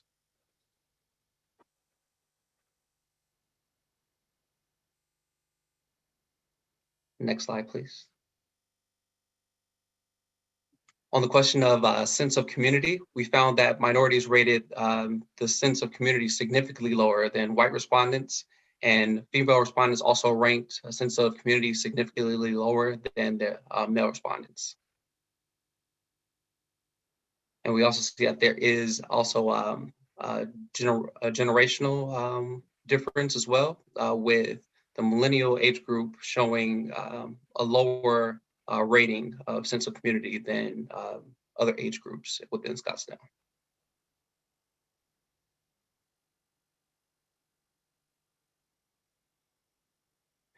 So we found on the question of opportunities to participate in community matters, there was another discrepancy between how white respondents ranked this question compared to minority populations in Scottsdale. 77% of all white respondents ranked this question positively, while 63% of minority respondents scored this question negatively. Another takeaway was that there was a statistical difference between how renters viewed their opportunities to participate in community matters versus how homeowners viewed their opportunities to participate in community matters. And stick with the same theme, you do see that there is a significant, there's a statistical difference between how millennials scored this this question compared to the other two age groups. Next question, next one, please. So these are the other demographic findings that we thought were important to include. These come from the governance section of this year's survey. These follow the same trend as others in millennials and non-white residents rating these questions lower than their counterparts.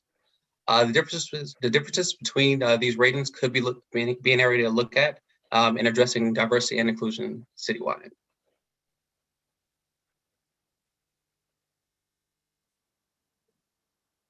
All right, next slide, please.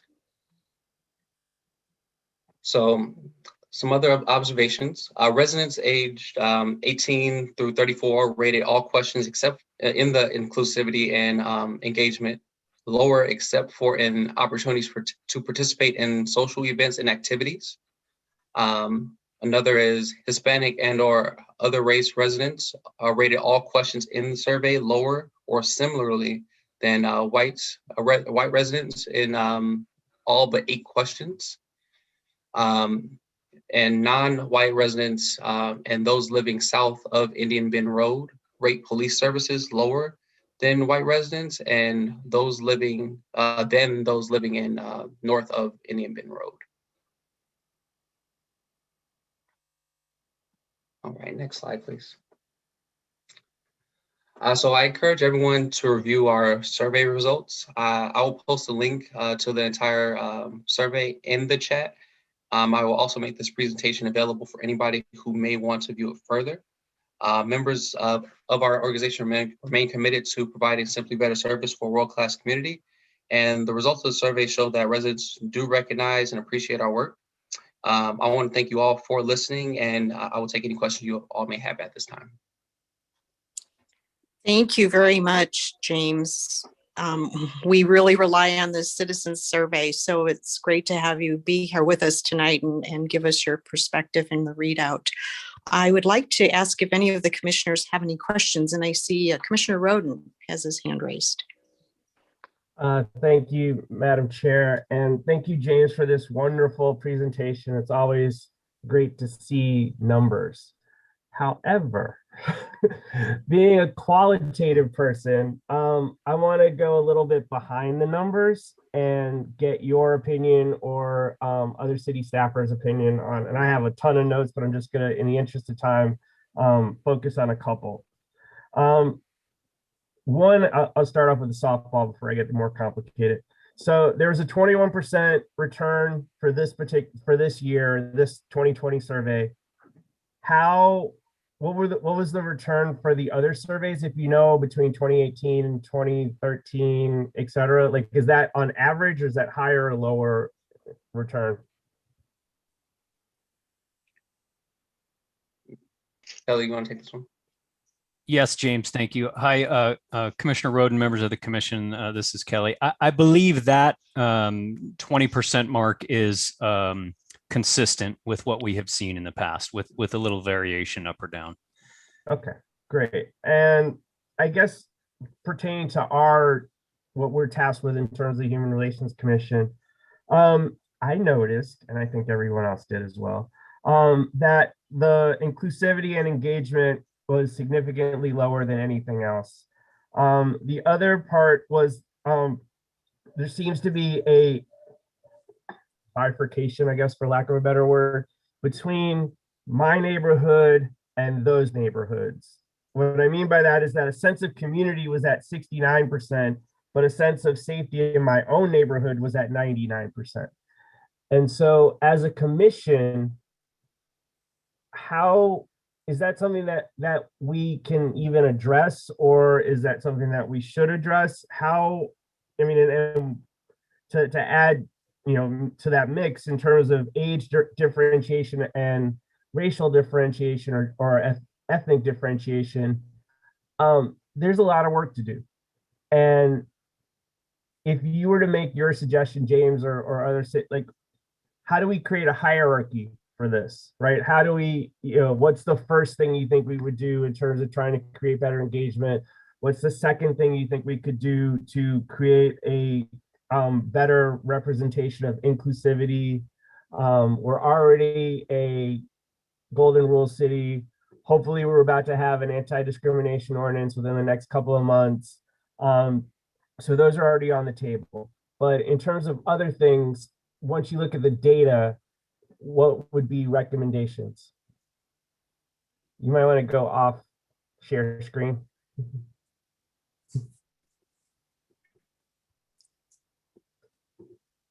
I could take a stab at it. So based off of how we viewed this data, we don't have any recommendations at this point. Our main goal for bringing this to you guys was to kind of get your opinion on, how we should approach this data, because it is a large data set, and it probably could stand to have some more drilling into. We just want to kind of know where we should be focusing at. I appreciate that. Thanks so much. And thank you. Vice Chair Henchman has her hand raised. Thanks, Chair.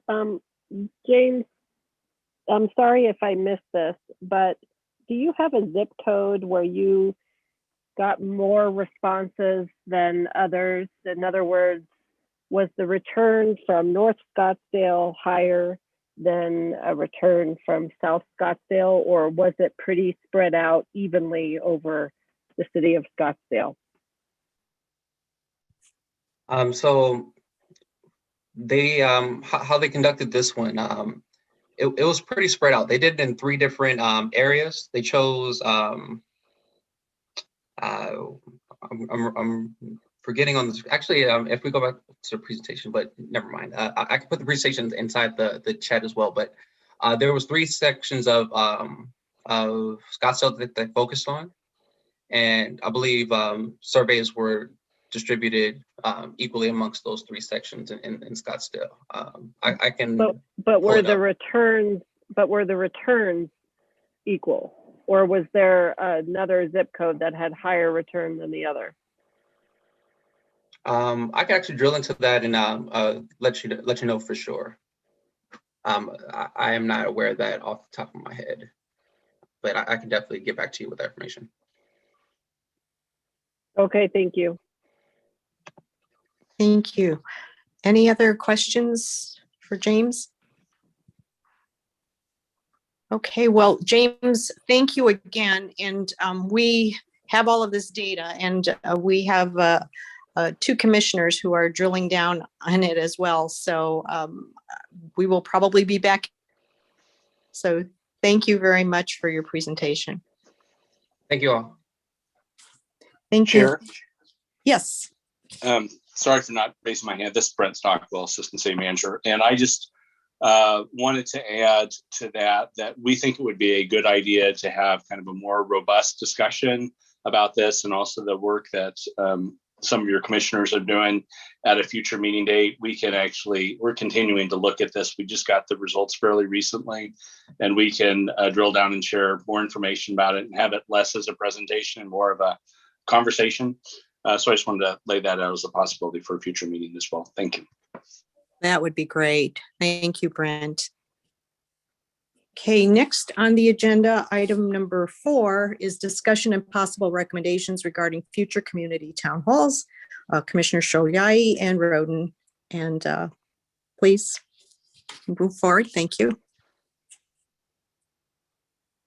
Really quickly, in the interest of time, I just sort of want to bring to the commission an updates on what we're doing, where we're at, and to get your recommendations and kiss the ring, if you will. All right.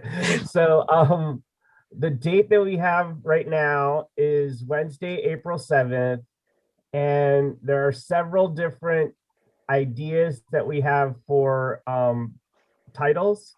One of them that seems to keep bubbling up to the top is Riots, Racism, and Reconciliation.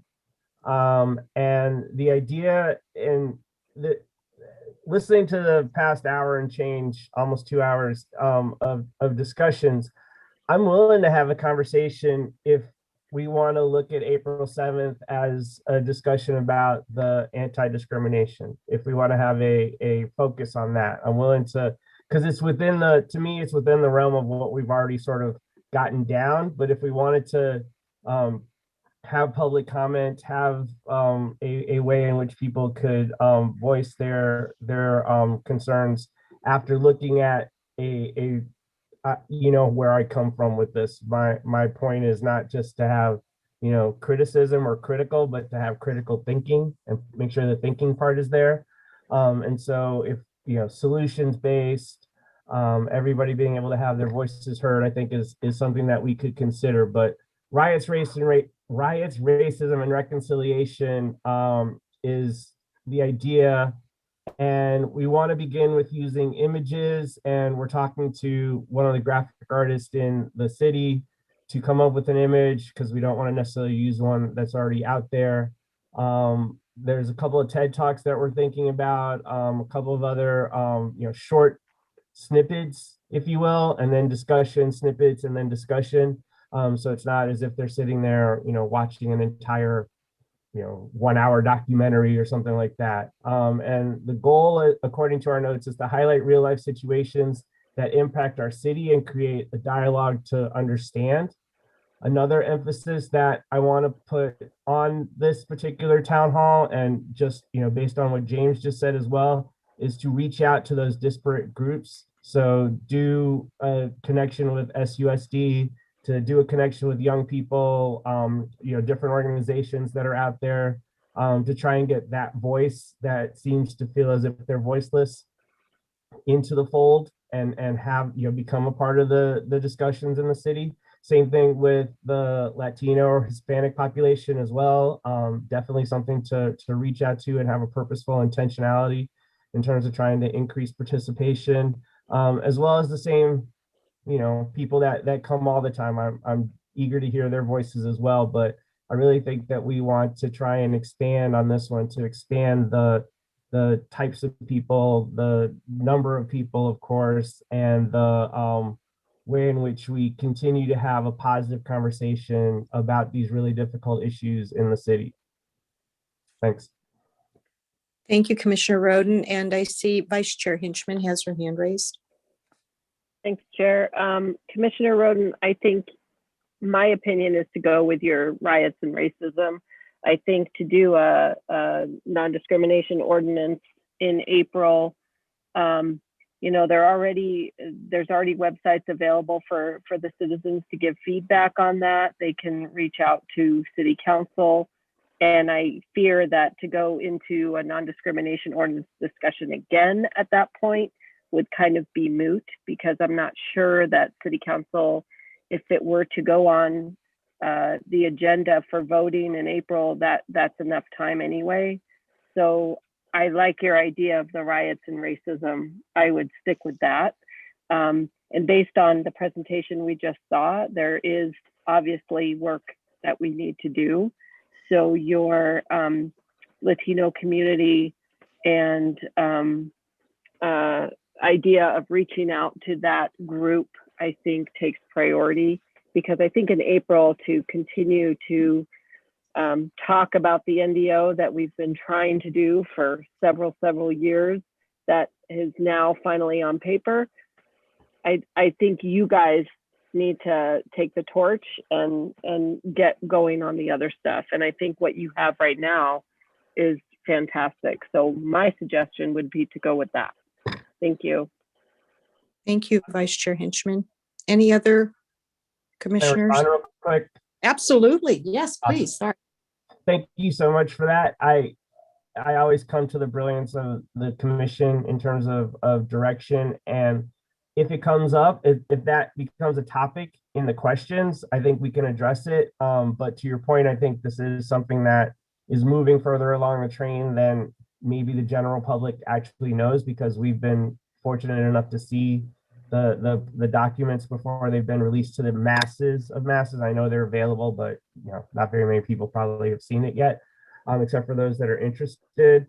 But I do think that this topic is important, and I think the purposeful intentionality of reaching out to groups that haven't been previously heard from, from the dinner and dialogues and other aspects that we've been trying to do over the past couple of years, I think will really be important, especially on this topic, and perceptions versus reality and language and all those types of things that are and implicit, explicit biases, all those types of things that are so important to actually having a civil dialogue. Thanks. Thank you. Any other comments? Okay, so the date is Wednesday, April 7th. And so shall we just do a quick roll call vote? Is there a motion that someone wants to make for the topic? Would that help you, both Stuart and LaDanne? Yes, go ahead, LaDanne, please. Sorry, I'm going to lower and have someone else raise the motion. Oh, you can go ahead. Oh, then I would like to raise the motion that we go forward with this. Is there a second? I'll second it. This is Janice Shimakubo. All those in favor of riots, racism, and reconciliation on Wednesday, April 7th, say aye. Aye. Aye. Aye. Opposed? Okay, the ayes have it. Thank you both very much for all the planning work you've been doing on this. This sounds really good.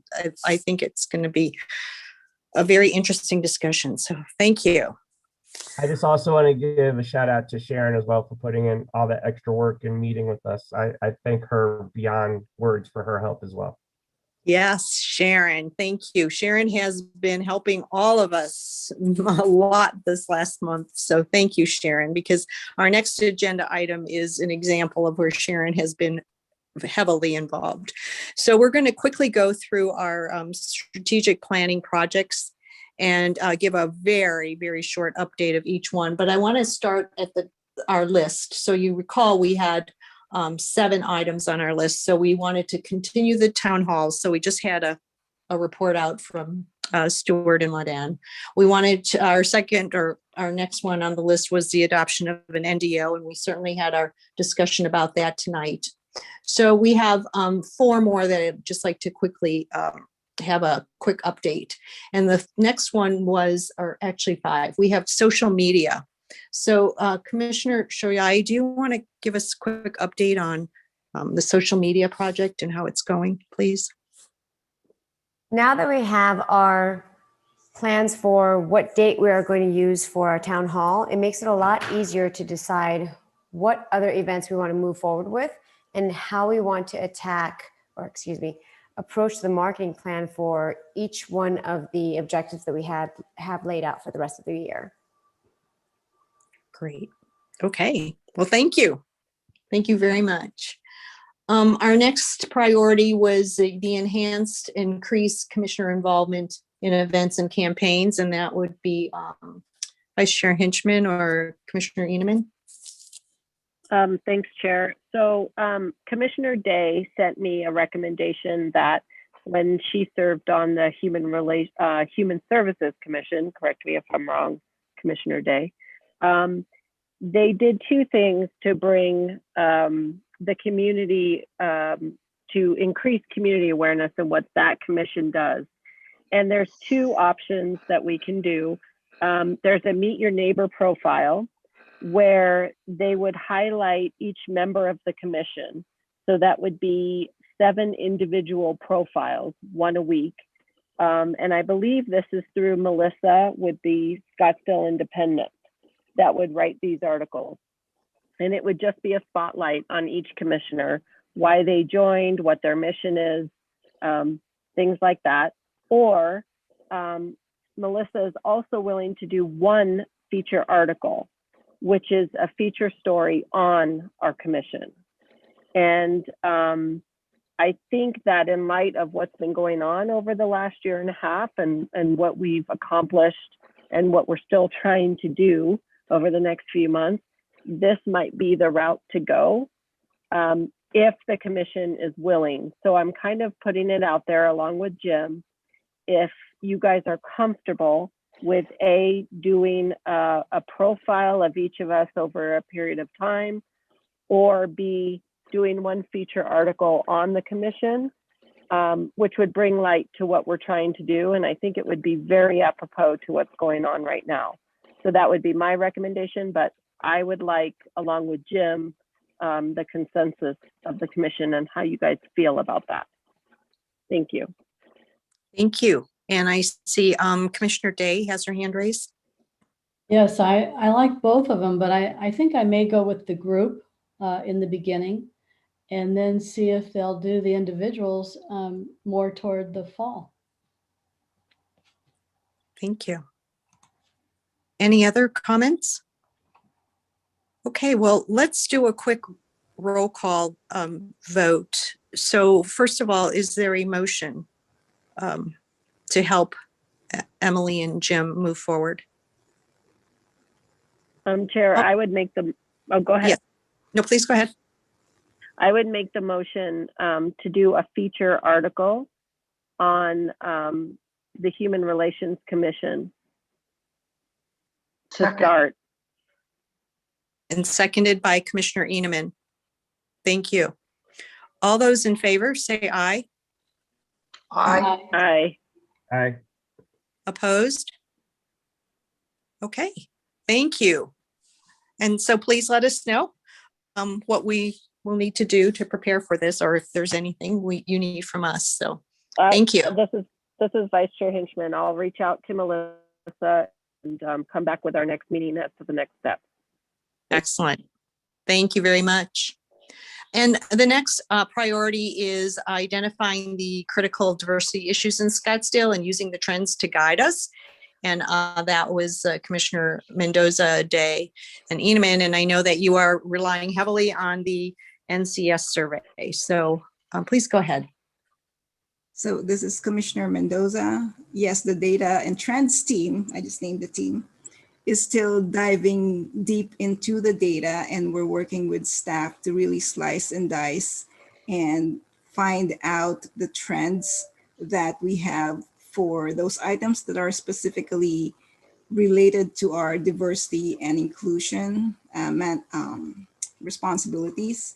So we are going to work on that. I have a chart. I'm not sure if you guys want to distribute that, but we found some interesting trends as we were working through the demographics of the survey and also across the different survey years when the survey was conducted. And I think Brent has proposed that that be a separate conversation in itself, because it's just too many things to discuss for this particular meeting at this time. Okay, that sounds great. And so, yes, if Sharon, you have the chart that Commissioner Mendoza's referring to, if you could please send it out to us. And I see Commissioner Day has her hand raised. Yeah, just a quick comment. As we were going through this data, and we talked about this coming up, is that I thought it was important to include the youth in all of our strategies, and even in some of the strategies we just talked about previously, because the K-12 students are always taking home the ideas or the messages, and many of their parents don't speak English. So the kids are the interpreters for them. And I think if we involve those ages, I think that we'll have maybe a different turnout, and maybe we can increase our numbers of the people being involved in the city in various aspects. Thank you. Thank you. Okay, so as it relates to this particular priority, then Commissioners Mendoza and Day, are you then suggesting that this be put on the April agenda? Will the data be ready, or would you like to wait until May?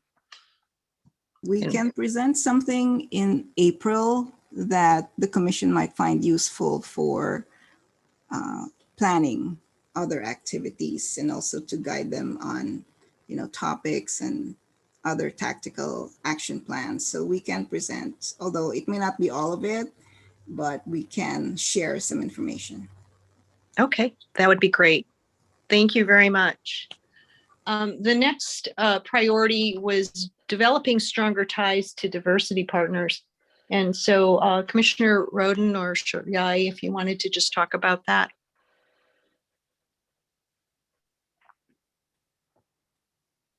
I think, go ahead. One of the things that we discussed is that we're going to put that on hold. We have a list of partners that we're currently working with, and taking that on and adding more is a little bit more of a challenge than we need this year. Okay, thank you very much, Commissioner Shoyai. So I'd like to just take another quick roll call vote. So the suggestion, and we'll ask for a motion, is that this particular priority be put on hold. And that still means that we have 6 priorities, 3, yeah. So we have 6 priorities, and has been pointed out, we're all pretty much engaged in just doing a lot of different work. So I think this is a good recommendation, but do I hear a motion to move this priority to a hold status and we can revisit it next year? So moved. Thank you, Commissioner Inaman. Thank you, Vice Chair. Thank you. All in favor, please say aye. Aye. Aye. Aye. Aye. Opposed? Okay, thank you both for the update and for looking into it. And the last priority is what we're calling city relationships. And this was the idea that we would develop communications and relationships with different city departments. So Commissioner Inaman and I are pleased to report that we had, and Sharon was very instrumental in getting all these meetings set up, but we had a very good meeting with the library staff last week. And so we're talking to them about how to incorporate diversity and inclusion into their book discussion groups. So that's a project that the library staff thinks is possible to kick off this fall. So we're excited about that. We also have meetings set up with economic development, and that'll be this month. And we also have a meeting this month set up with Experience Scottsdale. So, and then I met, as you recall, with Mayor Ortega in February. So we are meeting with those different groups as we outlined in our plan. And so we can report back to you next month on what resulted from our different meetings. So that is it for this agenda item. Are there any other discussion or questions, comments? Okay, hearing none. Commissioner Day? I just wanted Sharon to remind the commission about her involvement in the discussion tomorrow night at 7. Yes. So Sharon, this could be a good piece for your updates, discussion, and possible recommendations about the recent diversity inclusion activities and in particular what you are participating in. So I will turn it over to you, Sharon.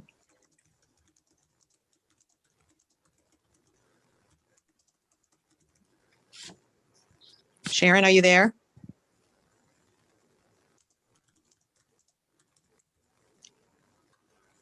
I see Sharon is on the call, but it says she's recording. My apologies. I could not get my mouse back up to the screen. So yes, let me get back to this. Sorry about that. So thank you, commissioners and Commissioner Day for pointing that out. Thank you very much. And yes, the televised feature is called Hidden Biases and Good People.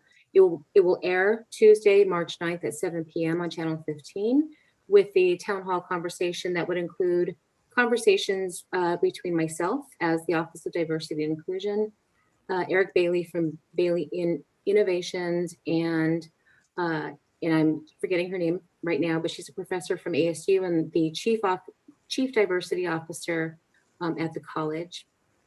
So thank you so much. So we hope everybody will tune in.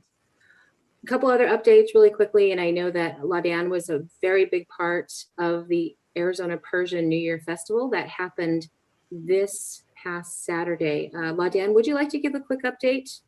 From what I saw on Facebook, it looked like it was very well attended and had some really great fun. So at this time, LaDanne, would you like to share a little bit about the festival? Sure, I will. Actually, part of the reason why I can't speak tonight is because I'm exhausted, but it was a very, very nice event. The mayor came, Governor Ducey sent us a proclamation. It was fantastic. People really enjoyed the diversity. They enjoyed learning about the culture. Thank you, Sharon, for giving me this opportunity to share. I don't know if you guys came out to the waterfront, but it was a really nice opportunity to share culture, speak to people very safely. It was beautiful. Thank you. I appreciate that, giving that update. Chair, members of the commission, one other update to provide to you is the Arizona Pride Festival. I did get notification this past month, a few weeks ago, that it is postponed until November. A couple updates, as you know, just from April, we will have the Arizona American Indian Festival, and the Jazz Festival will take place on April 30th. They postponed it and then rescheduled. So keep a lookout on our scottsdaleaz.gov under city events for that information. Thank you very much. Okay, thank you, Sharon. And thank you, LaDanne, too, for the review of the festival. So our next agenda item is just identification of future agenda items. And so our next meeting is April 12th. And we need to get all of our information to Sharon by March 29th. So real quickly, outside of the items that we identified, which is an update on the National Citizen Survey, and obviously our standing agenda items, town hall update and ADO update. Is there anything else real quickly anyone would like to add? And we still have time. So if you have ideas, please send them to Sharon. And at this point, do I have a motion to adjourn? So moved. Second. Thank you. And all in favor? Aye. Aye. Aye. The meeting is adjourned. Thank you, everybody, so much. Enjoy the rest of the evening. Everybody.